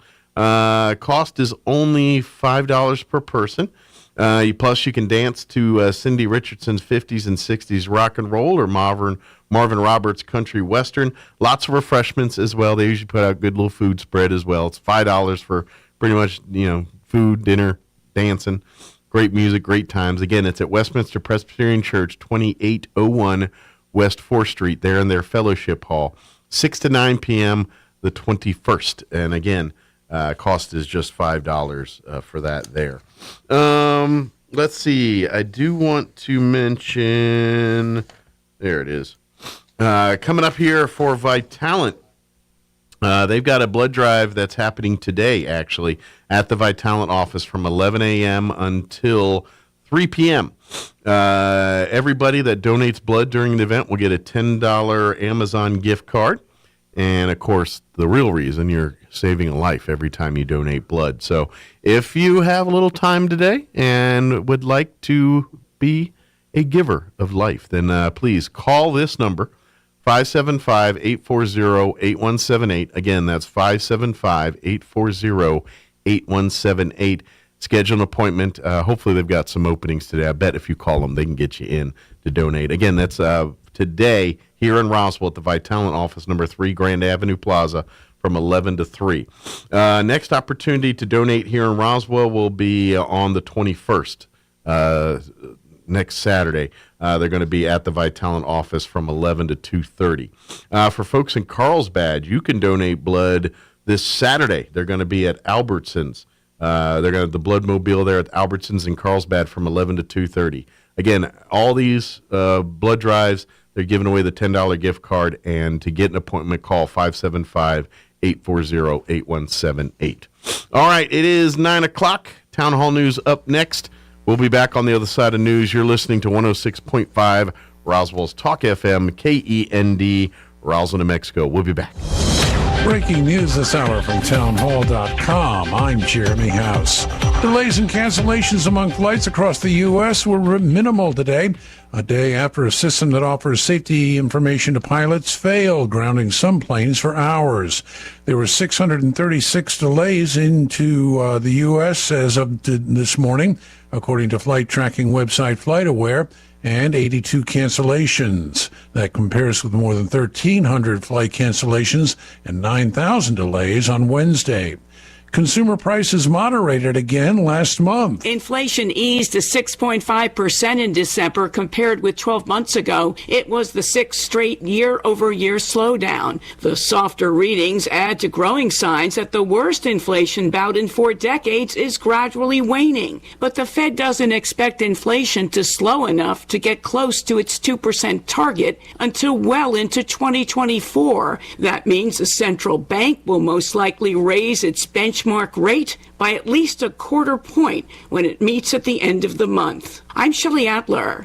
National Security Council East Asia Director Chris Johnstone, who's now at the Center for Strategic and International Studies, says Japan is sharply increasing its defense spending and moving toward acquiring missiles that can strike inside North Korea. This is path-breaking, and I think from a U.S. perspective, creates the great potential for Japan to be a contributor to deterrence, to help maintain stability in what has become a quite challenging region in recent years. The U.S. and Japan have unveiled plans to strengthen their alliance to help counter threats from North Korea and China.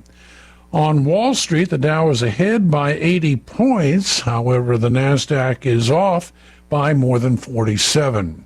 More on these stories at townhall.com.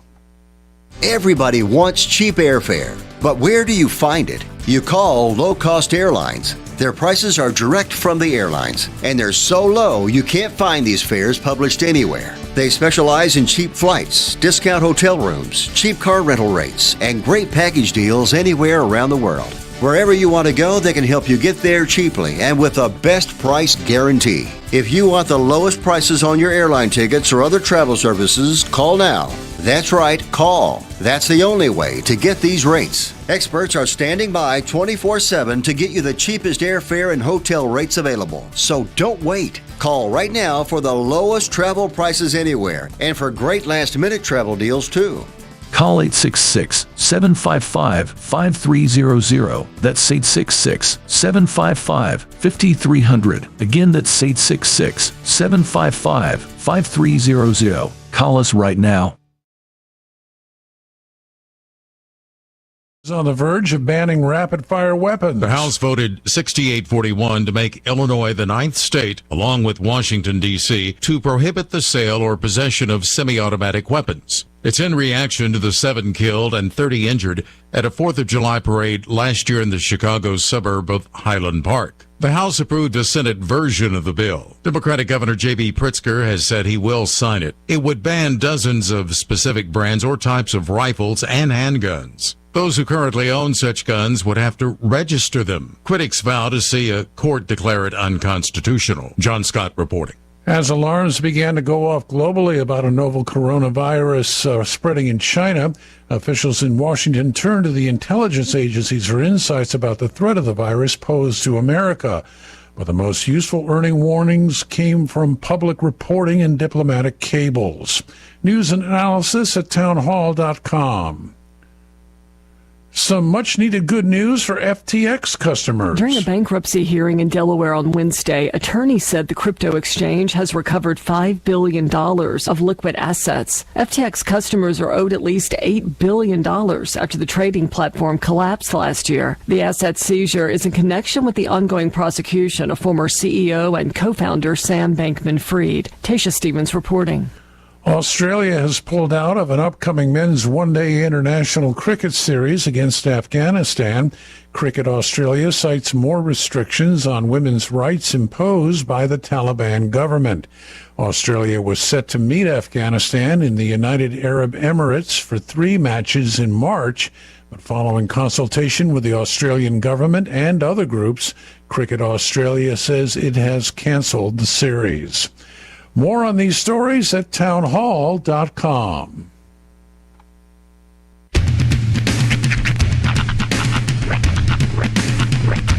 What in the wide world of sports is going on here?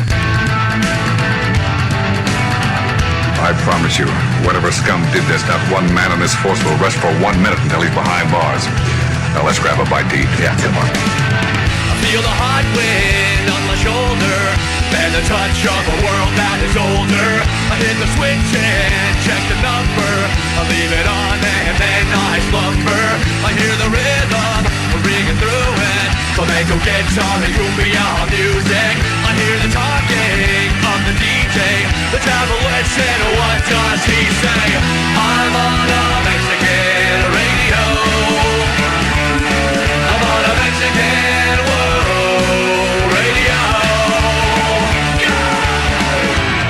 Broadcasting live from high atop the J.P. White Building in downtown Roswell, New Mexico. It's Mornings with Mike Winters on 106.5 Roswell's Talk FM. Is that what I sound like when I talk? Now, here's your host, Mike Winters. And good morning. It is 6 minutes after 9 o'clock. Welcome to hour number 3. Trace in Biernos. Mornings with Mike Winters, right here on 106.5 Roswell's Talk FM. Happy Thursday. Welcome Indeed. to it. The thirst of all the days. It is. Nice, not windy. For all you thirst traps. It's like chill in the air, but it's a good chill. Kind of chill to make you know you're alive. It's crisp. I like the term crisp. It's crisp outside. That's right. Mm-hmm. Like Pringles, crisp. Like Pringles, or like a nice crisp apple. And by the way, crisps is a term that came to be because of a lawsuit. Yep. Well, okay. Crisps were always what British people called chips, or what we call chips, because what they call chips are French fries, or we call French fries. It's a whole thing. But crisps, okay, Pringles have to be called crisps because they're not actually chips. To be a chip, you have to be a potato. You have to be a chip. You have to be chipped or cut from a potato. Yeah, Pringles are homogenized, repurposed. Do you like Pringles? I do. But you don't like fake mashed potatoes. Correct. They're the same thing. Well, they taste good, however they fry them or bake them or whatever they do to Pringles. And to be honest, most Pringles I'm not into. Fair enough. I like Pringles. You know the what? original Here's Pringles, the flavored ones, I'm kind of grossed out by all of them. I've seen people do sweet potato chips, and that works almost every time. I've never tried them. I would like to try Sweet them. potato chips are most of the time pretty good. Like when Pringles, I've had like sweet potato fry. When Lay's does like the one sweet flavor every year, whatever, like cappuccino or whatever, it works. Which I haven't seen in a while. Have they kind of backed off? I think they've COVID? backed off the do us a flavor thing because I don't think we usually grab a few and then. Yeah, I don't think we saw them this year. But I haven't seen any. When Pringles tries to do a sweet flavor, it never works. A few years ago, they put out a pecan pie flavor, and I went all over the place to find it. Found it at Dollar General. It was bad. Yeah. It was not good. I to be honest, I like regular Pringles. The rest of the flavors to me don't taste right to me. Like I like a good barbecue chip. Their barbecue is weird. I like their sour cream and onion. I think that's where I can get by with that one. Their sour cream and onion, I would say, outdoes Lay's. But all those pizza flavor and mustard and the other different ones. Now pizza's pretty good too. Pizza Pringles have always been pretty good too. I'm not a fan of those, and I like combos. I love the pretzel combo. I like combos as well. I'm a something combo. about Pringles. And we've had this argument too. And rippled Pringles are just a waste of time, and they're nasty. There's no point in that. They're nasty. Right. They don't even taste like Pringles. Whatever they do to make them rippled, gives it a more paper quality taste to them. I do not like that. I will say, I'm not a fan of the wavy ones. But something you said back there that did trigger me though. I'm trying to remember exactly what it was. Triggered. Yeah, I felt triggered, and I'm trying to remember exactly what it was. Oh, pizza flavored. Must have been very triggered. Yeah, the pizza flavored. We've had this discussion before. What is the combos? That you like pretzels and I prefer the cracker combos. Yes. Right. But of the pizza flavored variety of snacks, I think Pringles might have nailed it. Like I feel like their pizza is one of the better ones. I don't know, it's their dust. Something about Pringles flavors I don't dig. Fair enough. Pizza combos are good, but the pizza Pringle is forever going to be my one seed. Now I want to try a pretzel Pringle. A pretzel Pringle? Well, they got like the pretzel crisps like you see in the little bag. Why can't Pringles make something like that? I feel like the technology doesn't mix because I think it could. You'd have to reconstitute pretzel bits. I guess in the same fashion you would do it with potatoes. Form a pretzel in any way you want to. Just make it in the shape of Pringles. Yeah, but I don't know. I don't know enough about pretzel technology to know how. Well, you know what I'm talking about. Those little pretzel crisps, the real thin ones. Yeah. Why can't you use that? Whatever makes that into a Pringle. Because I'm guessing what makes that is extruding it in one shape and just chopping it off. I don't think it would work in Pringles shape. I think we put a man on the moon. We can make a Pringle pretzel. I don't know. I think that we would have to figure out a pretzel mush, and at that point, it changes the consistency of what a pretzel actually is. Well, if it tastes like those little pretzel thins, but they're wouldn't. good. It wouldn't. I think you could. I think you'd. I don't know. We can make fake meat taste like beet meat. Why can't we make? Because what they're doing with those pretzels, I ate a candy cane that tastes like a foot. What they're doing with those pretzels is they're making like pretzels, and then they're just slicing them very thin.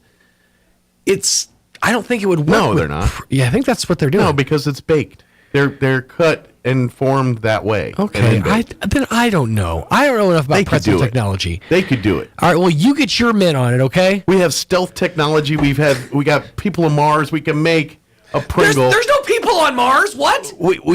Yes, we have. No, I saw Netflix. They're on there.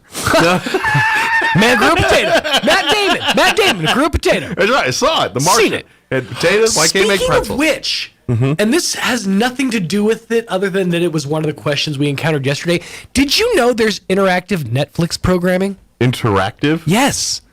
Interactive there's quiz games on Netflix that you can play. I knew they had games. Yeah, I did not know this. Yeah, I knew they had games. I just never played them. So Chris is going to be hosting a trivia night, I think Thursday night next week. Okay. I think it's at the Adult Center. It could be at the Liberty. Don't quote me on either one of those. So we're putting a team together. We're getting it's basically Ocean's 11. We're putting a team together. And so we've been trying to train, and we found there's a game called Trivia Quest on Netflix that you can literally answer questions with your remote. Ah. Yeah. And that was one of the questions: is what does Matt Damon grow on Mars in the movie The Martian? It was potatoes. He science the feces out of it. It's potatoes. That's how I knew. That's how I knew. But that one I knew. Have you seen the movie? Yes. The Martian? Yeah, I've seen it. It's actually a pretty entertaining movie. It was good. It was all right. It's in a Matt Damon. I'm never not gonna see him in that light after seeing Team America though. It ruined me on. I hate the fact that there's that other actor that looks kind of like him, and everyone calls him Fat Matt Damon. And now I not see that every time I look at that. Well, guy. I'm gonna do you one better. Yeah. You know the dude in Breaking Bad at the last season. The guy that comes along during the whole train heist and then he shoots the kid. Yeah, Sorry, spoiler alert. Yeah. Well, you've had everybody years to called that guy Meth Damon for the longest time. This is these Damon doppelgangers. Because he looks just like Matt Damon, but he's Meth Damon. You think there's a factor that just makes Damons like multiplicity? They're just different Matt Damons. Matter of fact, now that you say Fat Matt Damon, here's the thing. I think we might be talking about the same guy because when they made the Breaking Bad movie, The El Camino, it was so funny because they did flashback scenes to when Jesse was hanging out with, I can't think of the name of the character, Matt Damon, but he's gained a significant amount of weight since the show. So in the flashback scenes, he's all of a sudden just ballooned up. He shows up in season 2 of Fargo. I'm gonna say it's the same dude. Hang on. He's in a bunch. Matter of fact, there's some movie they keep showing commercials for on TBS or TNT that they're saying the network debut of, and it's a movie about the Black Panthers that I think came out about 5-6 years ago. Jesse Plemons. Is that his name? I don't know. Is the guy's name. I'd have to see his picture. Here, is this dude? Yeah, that's him. That's Jesse Plemons. Okay, that's Fat Matt Damon. That's Fat Matt Damon. We're talking about the same dude. I love this. So, no, here's the thing. Because back in the that's Randy Travis for some reason. But here he is from when he was on Breaking Bad. He was actually a normal sized and he looked just like Matt Damon. Yeah, that's totally different. Yeah. And so everybody, because he was on Breaking Bad, I wouldn't even guess called that's him the same guy. Meth Damon, and that's just what he became known. But that's so funny that we're talking about the same dude because he ballooned up and then he went back and did El Camino, and in the flashback scenes, all of a sudden for that weekend that he was hanging out with Jesse, he was just 60 pounds heavier. Go IMDb him. He's got quite the resume. He's definitely. Yeah, he's got quite the resume. He shows up in a lot of TV shows. He stays in movies and things. He's kind of that. He's a character actor. Yeah, he's that. Although, but he's almost into that status of like guys like Harvey Keitel, where they can play the lead, but they're usually best as they're better one as, of the ensemble. As the buddy, yeah. That's kind of where his niche is going, I think. Yeah. No, you're not wrong at all. Where is his? Because I want to say I've seen him in a couple other. I've seen him in like IMDb has become such garbage. I don't care about your stupid articles. Oh yeah, they're trying to Here we go. Hype you up, but okay, he's been 61. Okay, he was in Windfall, Jungle Cruise. He was. Oh wow, they're doing Hank. They did Hank the Cowdog.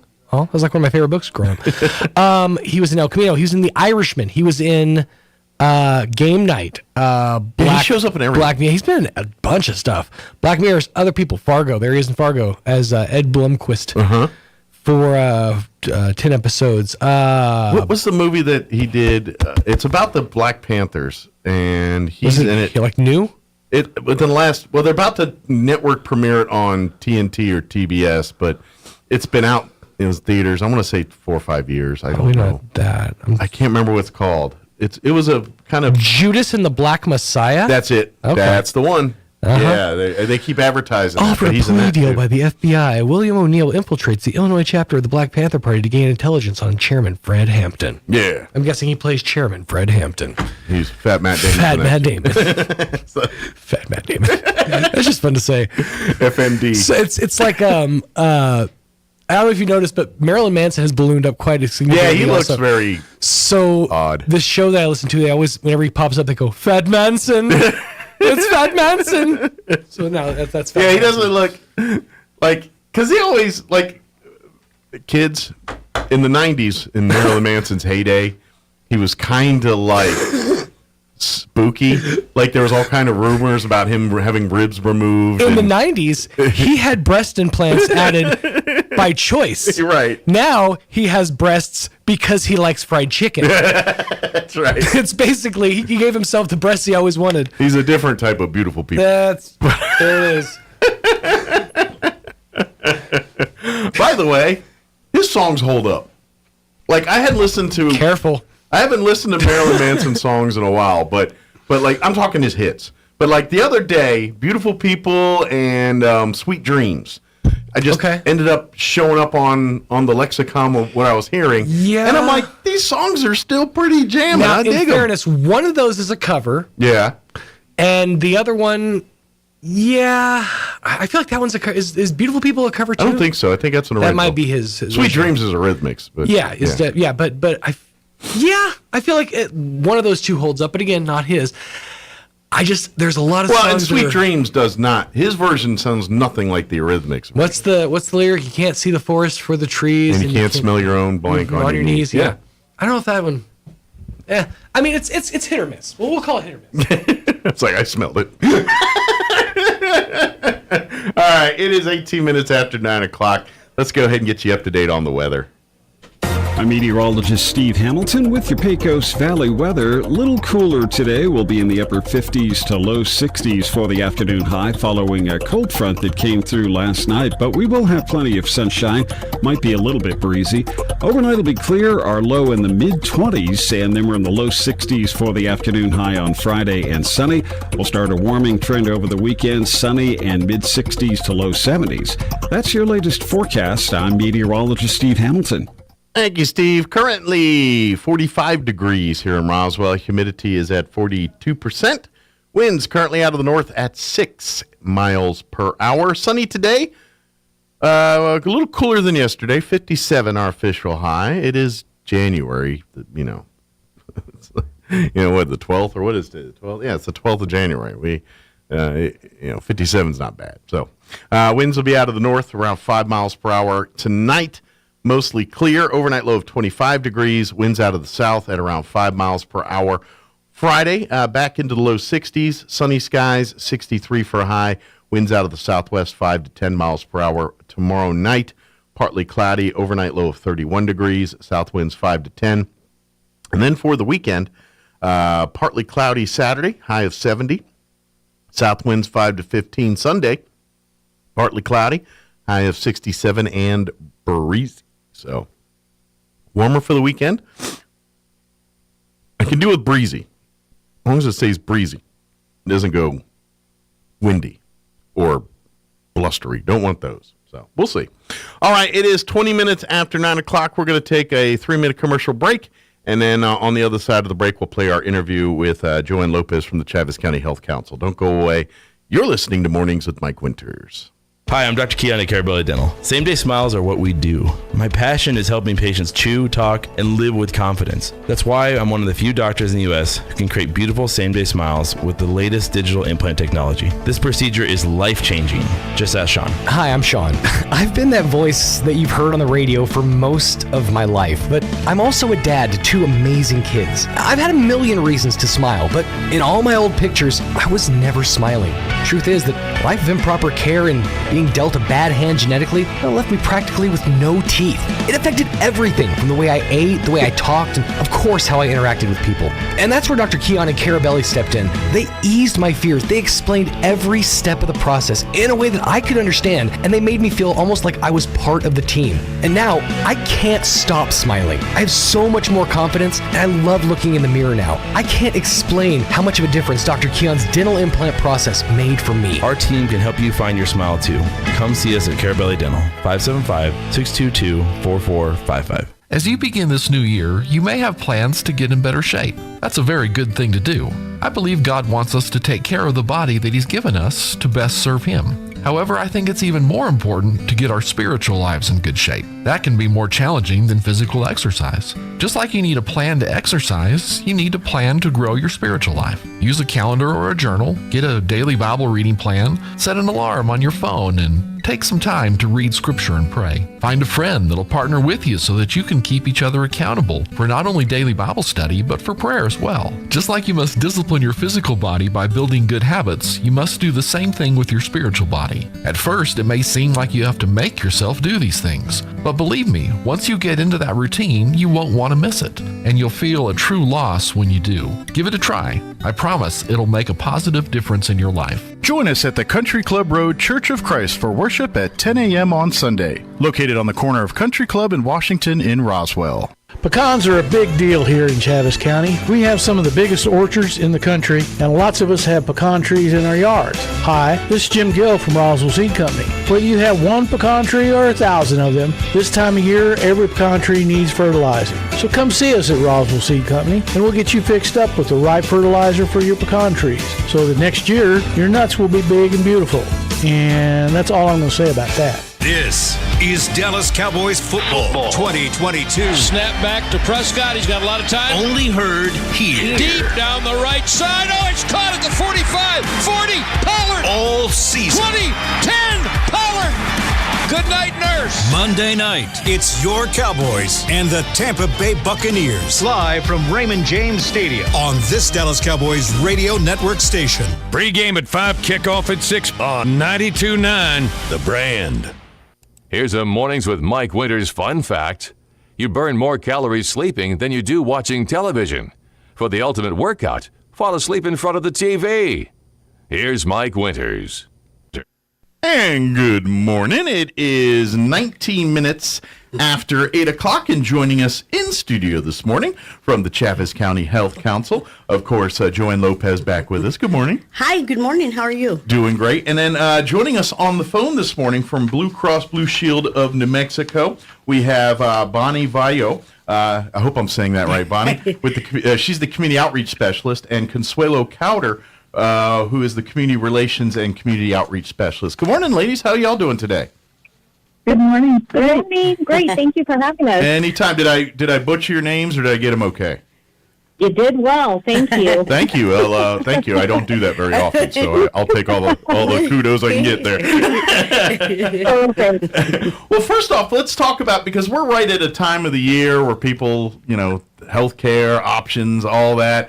I guess, Bonnie, let's start with you and talk a little bit about what you're, with the community outreach and the community relations with both, that you guys, that's your side of things with Blue Cross Blue Shield. Kind of talk about some of the stuff that you guys are dealing with right now, because I know this is kind of that busy time. People start new plans. People, perhaps, I don't know if the deadlines have hit or not, looking for new plans, all that. Kind of talk a little bit about what you ladies do, during this time of year for that kind of stuff.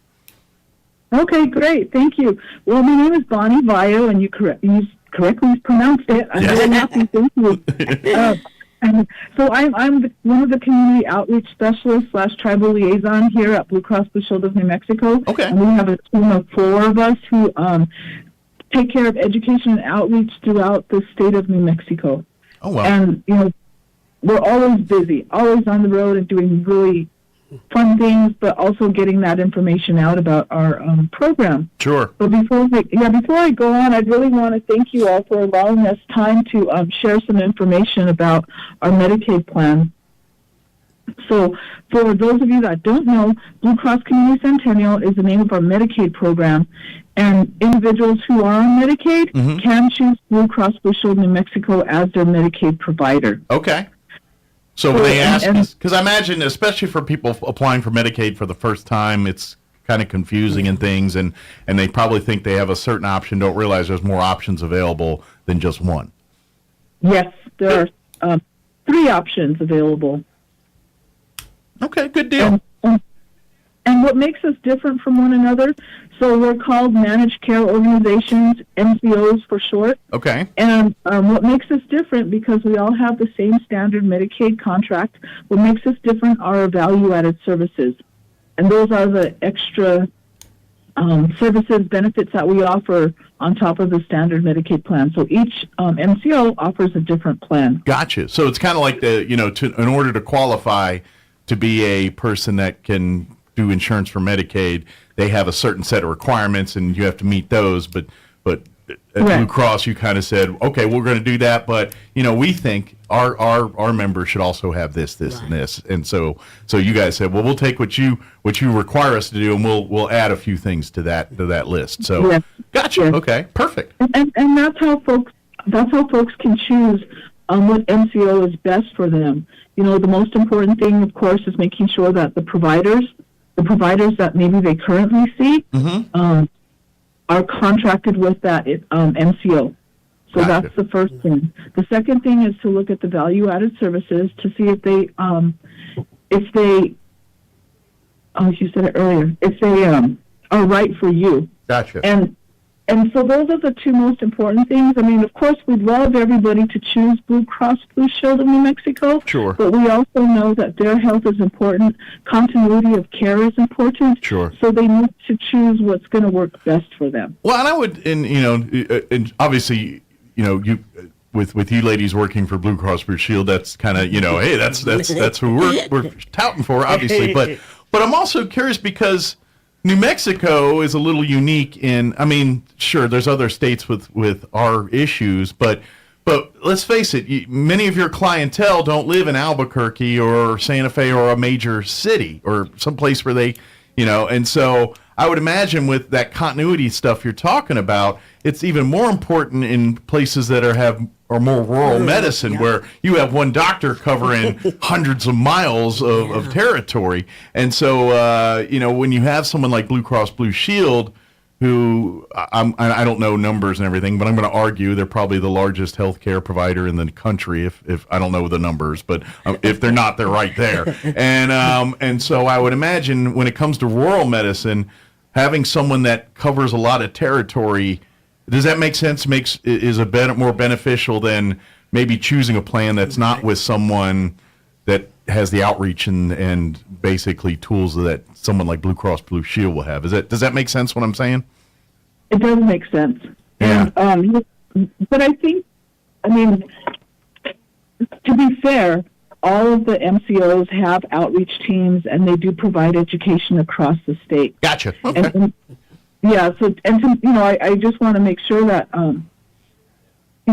that people know what their choices are in terms of who the providers are. And what I mean by are the providers contracted, you can call, before you make a choice to choose Medicaid MCO, you can call the clinic that you maybe currently get care at and ask them, which MCO do you accept? Okay. And then that way people can make a wise choice about who's going to take care of their medical needs. Absolutely. Talk about the process of picking on. What do you recommend people do? Obviously when we talk when we talk Medicaid, we're dealing with older Americans, folks, that are seasoned. We'll go there because I got a little seasoned myself. And folks of a certain age prefer to do things a certain way, and so. But as far as applying for your Medicaid and choosing the right plan and all that, would you recommend going online or talking? Some people like to talk to a live person and deal with that. What's probably the most efficient way you would recommend folks kind of learn more about the different options, plans, and kind of start the process of getting the health insurance they need? So I'm going to backtrack just a little bit. Okay. Medicaid is from 0 to 65. Okay. And you qualify for Medicaid by your income. I got you. Okay, so I'm confusing it with Medicare. Medicare. Gotcha. Yes. Okay. Yes. Which I'm sure a lot of people do. Yes, it's easy to do because it can be a little. They're all different. The lines of business are different. So you have commercial, Medicaid, Medicare, Gotcha. private insurance. So it just depends, and it's good to ask the questions because if you don't know, then how else do we learn by asking questions? So you need to know, and that's then you have to do. And let's face it, when it comes to your health care, we're just creature of the habit until something feels wrong. You don't think about it, especially when you're younger. So and I think the great thing, Mike is and Joanne, is that with Blue Cross and Blue Shield of New Mexico, as Bonnie stated, we're across the state. Mm-hmm. So we are serving our consumers and potential consumers throughout New Mexico. Okay. With Medicare, if you are interested in Medicare, you can work with a broker. The nice thing about working with a broker is that they can show all different lines of business, as Bonnie mentioned, like a Presbyterian or another MCO managed care organization and different plans that fit you the best. Gotcha. So that's another line of business that Blue Cross offers, and we're in more of the counties now in 2023. So, again, as everyone mentioned, lots of questions. It's always important to ask the questions so that you are on the same page.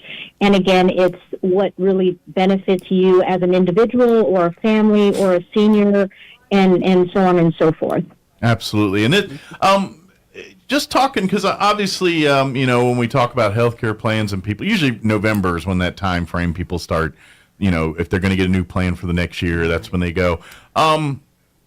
What do you recommend for people that, once they're in the system, is this something that you should be updating every year, or is it something that, once you're in, you're good for a while? I mean, and I imagine this all depends on age and health and things like that, but once you're in the club, so to speak, what's generally the maintenance on your plan and stuff? Is that something you do every year, or is it something, and I imagine it does vary based on health needs, but for the average person?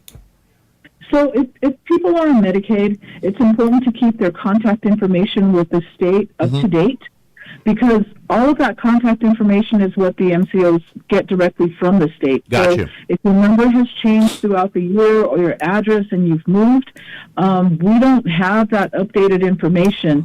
And so folks who are on Medicaid need to call HSD, ISD, wherever they applied for their Medicaid benefits, and update their information. Okay. So that's very, very important. The other thing to remember is that sometimes the state Medicaid will send out a letter asking you to update something, or they'll send you a letter asking you or telling you that it's time for you to renew. Uh-huh.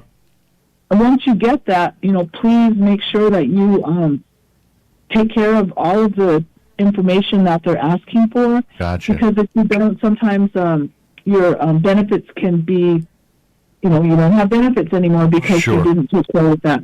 So those are the two very important things to make sure that if you're on Medicaid, to take care of. Update your information and respond to any letters that come from the state. Yeah, and I think that also falls. Oh, I apologize. I think that also falls along the different lines of a commercial plan, a Medicare plan. If you're moving from one house to another, update your address, because all of those, you might be receiving your membership card for the new year. We want to make sure that you're receiving all the information that you're supposed to receive during that time to make you be effective Sure. and have everything that you need if you go see a specialist or a primary care physician. And it's a good reminder, because let's face it, every time we move, and anytime you move and you think of all the different your dress changes and all that, I imagine low on that priority list is probably updating your healthcare information and things, because they either think it's automatically done at a doctor's office somewhere, or hey, I did the address change with the post office, that covers everything. No, it doesn't.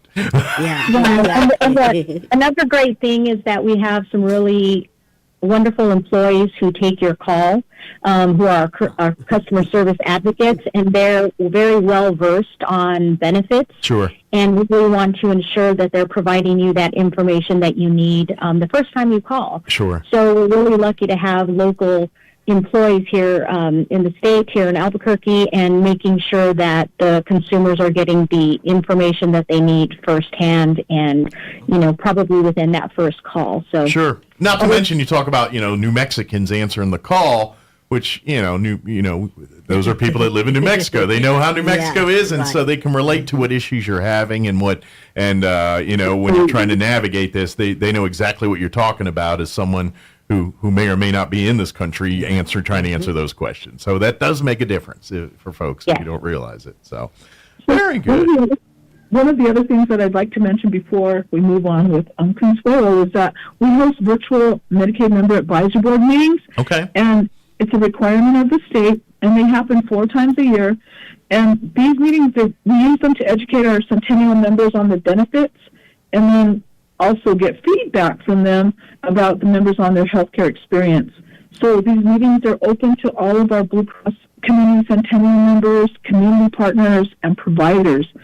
And if anyone is interested in attending our meetings, they can contact us by phone at 505-816-4316. 4316. Okay. And if people miss that number, they can always call back here, and we'll make sure we get it to you.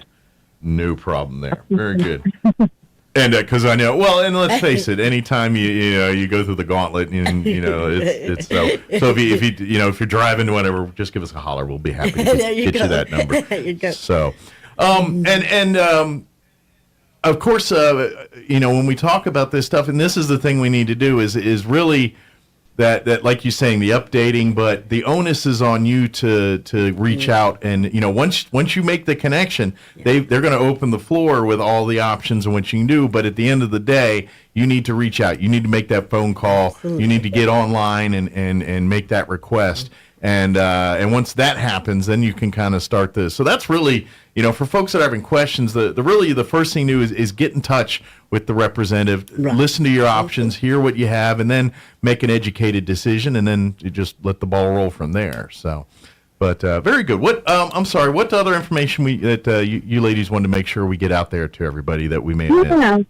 So thank you, Mike. Again, this is Consuelo Cowder, and I'm a community relations specialist here at Blue Cross and Blue Shield of New Mexico. I've been with the organization for 29 years, so super excited to work with our outreach team.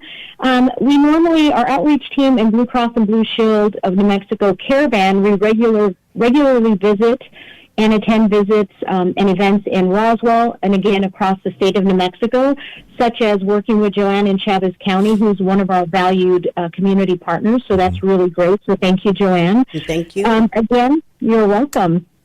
We are always interested in attending health fairs to provide Medicaid and Medicare 101 presentations, working directly with the community to identify healthcare needs and ways that we can help and really close those gaps of care. And one of the ways that Blue Cross supports the state and local communities is through our Blue Impact Funding Initiative. And that's formally known as our Healthy Kids, Healthy Families. Okay.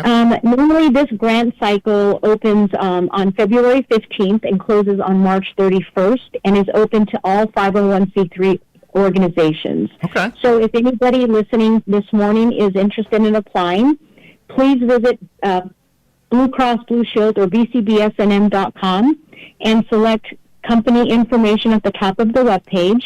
And we really look forward to serving New Mexico 501c3 organizations, the Roswell community through this initiative, and we're really here to support and give back to our community. I really feel that is one of the priorities and top things that Blue Cross and Blue Shield of New Mexico does is really support and give back to our community. So that's what I would like to end with. And just again, thank you, Mike, for allowing Bonnie and I to have a couple of minutes of airtime to really talk about what we do and support our community. And again, thank you, Joanne, for allowing us our community partnership with you. You bet. Well, you guys did really well to reach out to the Health Council. They're the ones that really are kind of here in Roswell, especially the ones that are, especially when it comes to outreach and giving information, resources to people. You're covering you're covering a lot of area by through Joanne. So I understand exactly what you're saying, but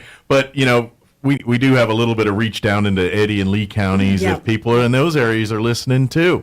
You know, reach out, call the number. Again, 505-816-4316. And let's have a conversation. Let's see, maybe, and like you said, maybe you're, you know, we can, civic organizations, things like that, get involved in helping with the outreach, setting up, you know, health fairs in other communities and things, or other times of the year. You know, the more chances we can to share information and get people the information they need to make their own healthcare decisions. And they're a constant at the Health Expo. They're there every year. So. Oh yeah. So yeah, well, and thanks to Joanne and all the people that serve on the Health Council. That's kind of become a staple here in the Roswell community. People like, is that the weekend we get our blood pressure checked and get all the medical advice and all that. So yeah, it's a great thing. I know we had the phone number. Is there what's a website if people want to just kind of, you know, get up in the morning and sit down with a cup of coffee and do a little research? Where would you recommend you steer them to do their own online research on some of this stuff? Yes, please do. It's going to be bcbsnm.com.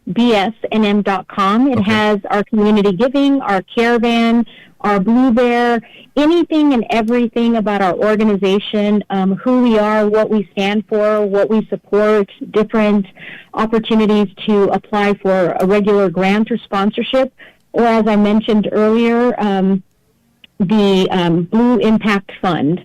And so those are some dollars that help with different programs throughout the state of New Mexico, and again, for those 501c3 organizations. Lots of great information, helpful information, plan information, provider information, anything and everything you would need to see and want to look for, it's on that landing page. Awesome. And again, if you did, you know, don't catch that website and all that, it's Blue Cross Blue Shield New Mexico. You could do a Google search and it'll pop right up top of the list. But if you're wondering the acronym BCB, it's Blue Cross Blue Shield of New Mexico. I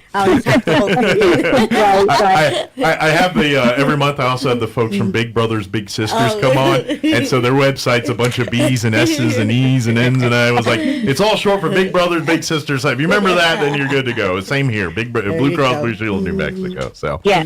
Well, thank you very much. We do appreciate you all spending a few minutes with us here, and we look forward, if you guys are back or down here for one of the health fairs or something, love to have you pop in for a visit. Love to maybe get you a chance to talk in studio for a bit. We would love that opportunity. Thank you so much, and Happy New Year. Happy New Year. Thank you, ladies. Thank you, ladies. And if you all get any moisture, send some our way, please. Absolutely, and vice versa. Will do. Awesome. Thank you. Thank you, guys. Take care. Thanks. Bye. Bye-bye. All right, that was Bonnie and Consuelo from Blue Cross Blue Shield of New Mexico here.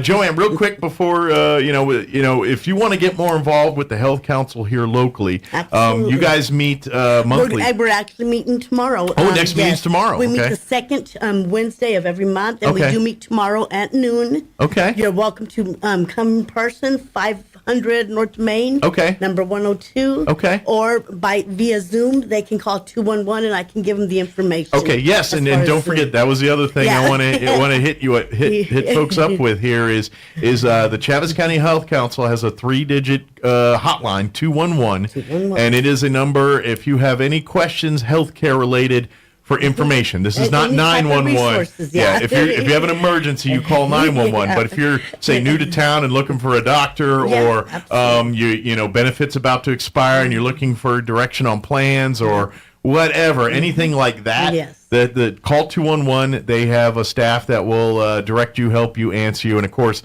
if you want more information about tomorrow's or the Zoom link for tomorrow's lunchtime monthly meeting, 211 will get you there. But they're always looking for volunteers here. And you don't have to be in healthcare to volunteer. Yeah. It's just a bunch of people that, it's when they plan obviously their biggest event planning is the health fair every year. That's about to come up. That's hot on its heels. But throughout the year, they're constantly working on meetups and opportunities like this.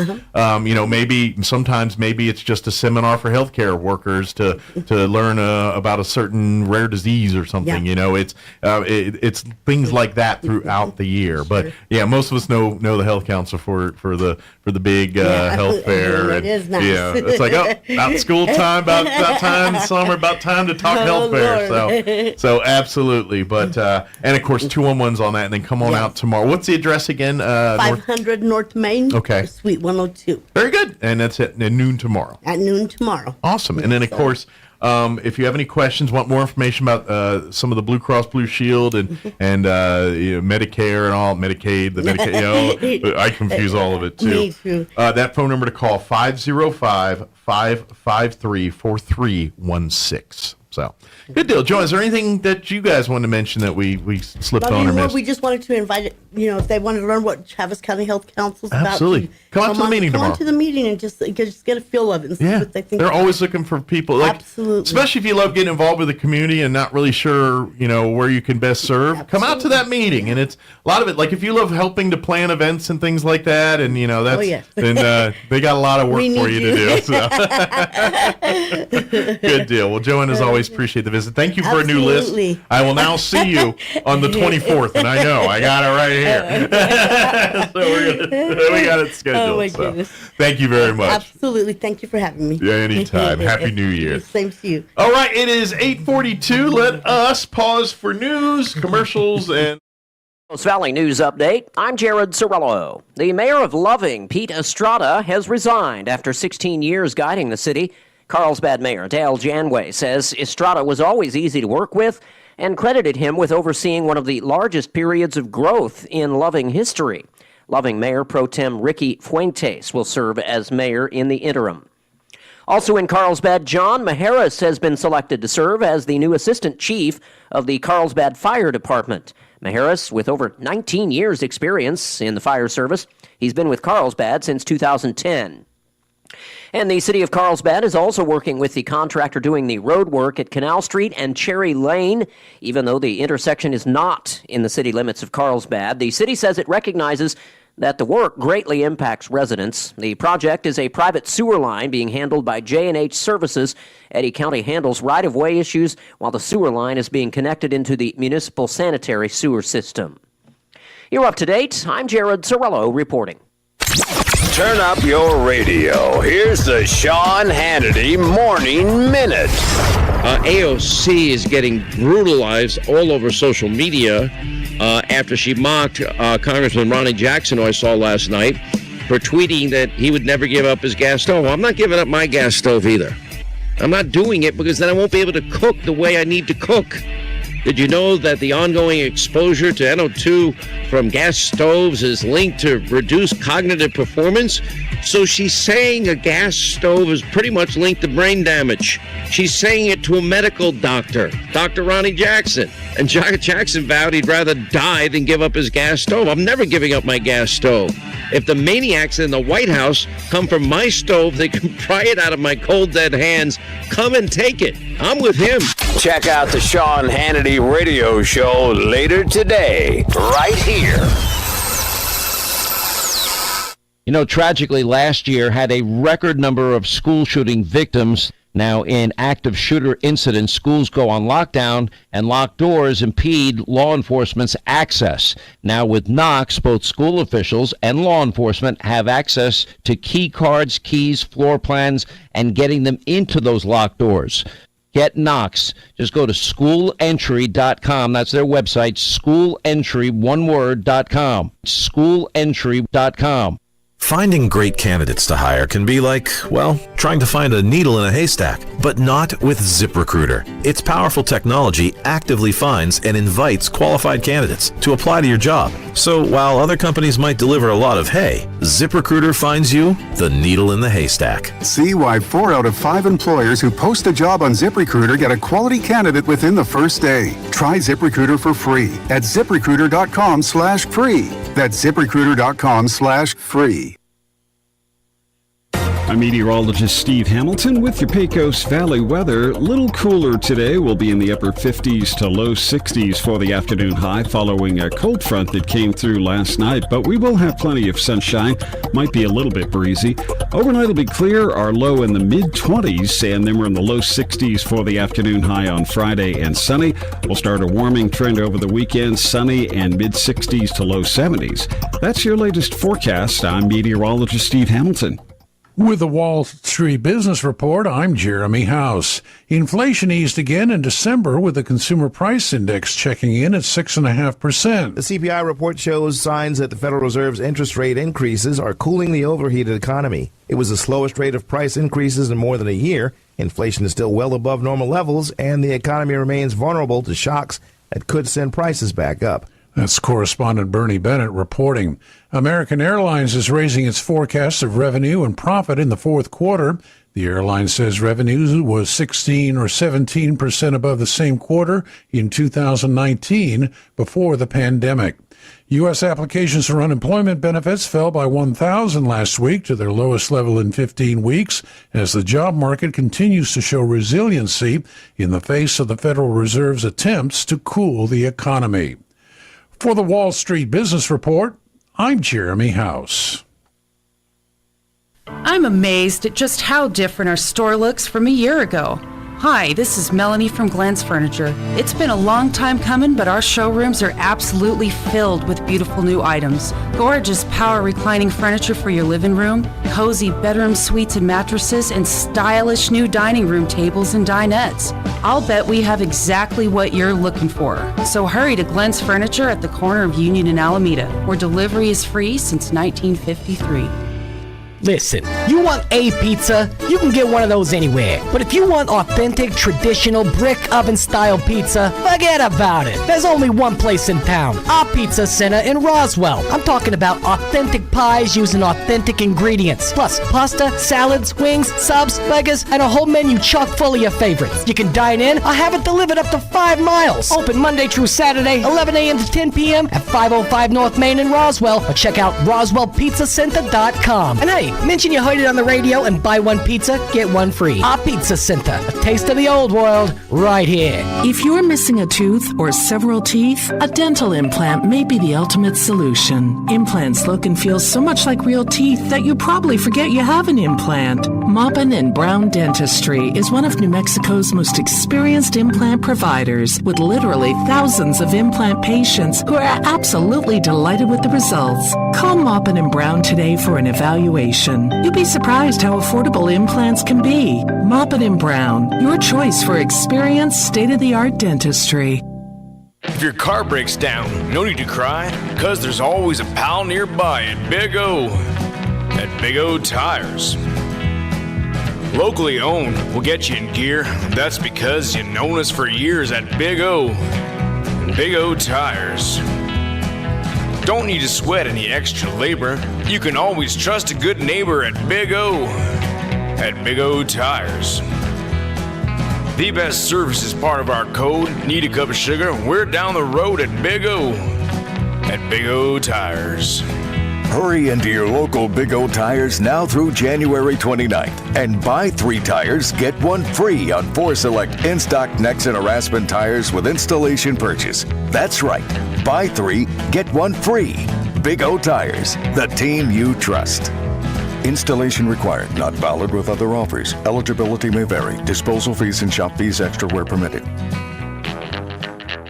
If you need a Kubota that works and plays hard, stop looking. You'll find everything you need at Amigo Machinery. When it comes to tough Kubota tractors, mowers, construction equipment, and utility vehicles, all with low-rate financing, Amigo Machinery is your one-stop shop. We are passionately committed to providing our customers with the highest quality products, most innovative solutions, and services delivered with integrity and professionalism. Stop by Amigo Machinery in Roswell or see us online at amigo-machinery.com. Sure, you can inspect your own roof, get out that rickety ladder, crawl around up there and try to spot the problem until... Or you can call the experts at Do Right Roofing. Do Right Roofing has quality products for any type of roof. They can even install seamless gutters. Do Right Roofing will inspect your roof and give you a free estimate fast. Keep your feet on the ground. Call Do Right Roofing today. 575-623-2273. Let Do Right do your roof right. Find them fast in names and numbers. This is Dallas Cowboys football 2022. Snap back to Prescott. He's got a lot of time. Only heard here. Deep down the right side. Oh, it's caught at the 45, 40, Pollard. All season. 20, 10, Pollard. Good night, nurse. Monday night, it's your Cowboys and the Tampa Bay Buccaneers. Live from Raymond James Stadium. On this Dallas Cowboys radio network station. Pre-game at 5, kickoff at 6 on 92.9 The Brand. If you plug your nose, you can't tell the difference between an apple, potato, and an onion. Unless you open your eyes. Here's Mike Winters. And good morning. It is 9:56. Got a few minutes here before they kick me off the radio. They come in here with the hook. Stay tuned. Next hour, we'll have Clay and Travis. If you missed any part of the show, they're all replays today. You can go back and check them out right now. KSVPTV.com. Click on the Mornings with Mike Winters link there, and you'll find all of our interviews and what have you. By the way, I feel like this needs to be said. It doesn't get said enough. The views expressed by anybody beyond 10 o'clock are those of the people saying them and not here at 106.5 Roswell Talk FM. If say, for example, whoever's filling in for Sean Hannity says something that offends you at 1:30 on a Tuesday, don't call us. I don't know the guy. I haven't met the guy. Just because we have the same name, I'm sure that's connected. But Sean does like listening. They put out their listener lines. Call them. Yeah, they'll want to hear from you. You know the ones I like are because we will judge you vehemently as soon as we get off of the phone with you. I like some of our overnight listeners, our late night and overnight, because they'll listen and it's conspiracy, coast to coast and Clyde Lewis. And every once in a while, I'll get a voicemail. I come in and I ain't gonna lie. I'm just making an assumption. I could be wrong. I'm pretty sure this person's been on a bender every time I get the call. And listen, it's that staggering, swaying voice, coherent thoughts. Every three sentences, there's a sentence that makes sense in there. A lot of that going on.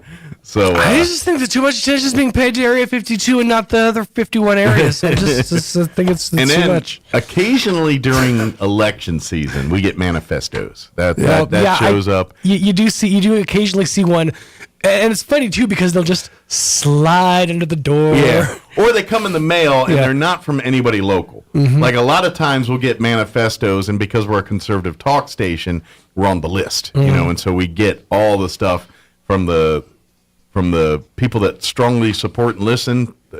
And again, these are usually the conspiracy theorists on either the extreme lefts and the rights. Right. These are the people we're seeing that send us the manifestos. Yeah, and it's both sides. But again, we're going to say some stuff that's going to upset you. Yeah. But those are our views. The views expressed after 10 p.m., those are their views. Okay? We're going to offend you in a whole different way. Call if you want. If we just kind of say and then we're not. Really. Or if I wait for you to finish your point and say, "I'm sorry, I missed that. Can you go back and just say everything you just said again?" I did that to one guy, and that was fun. Well, that bitch in the tail, and he did it too. Oh, he did it. He did the whole thing. I've learned a lesson in life. You can't out crazy. No matter how hard you try.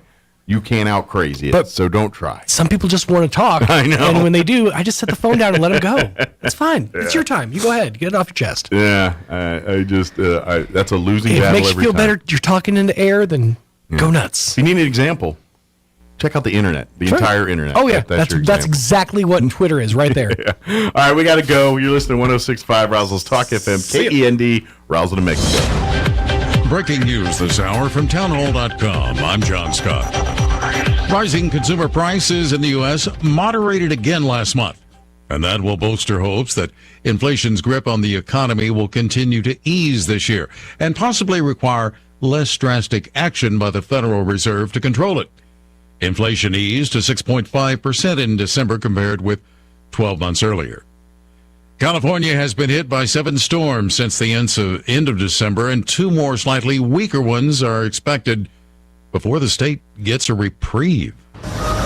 Cleanup and repair in California as rain eased in many areas. Suzanne Toby describes what it was like in Montecito. It's like just living in the waterfall. It's just really pretty horrific.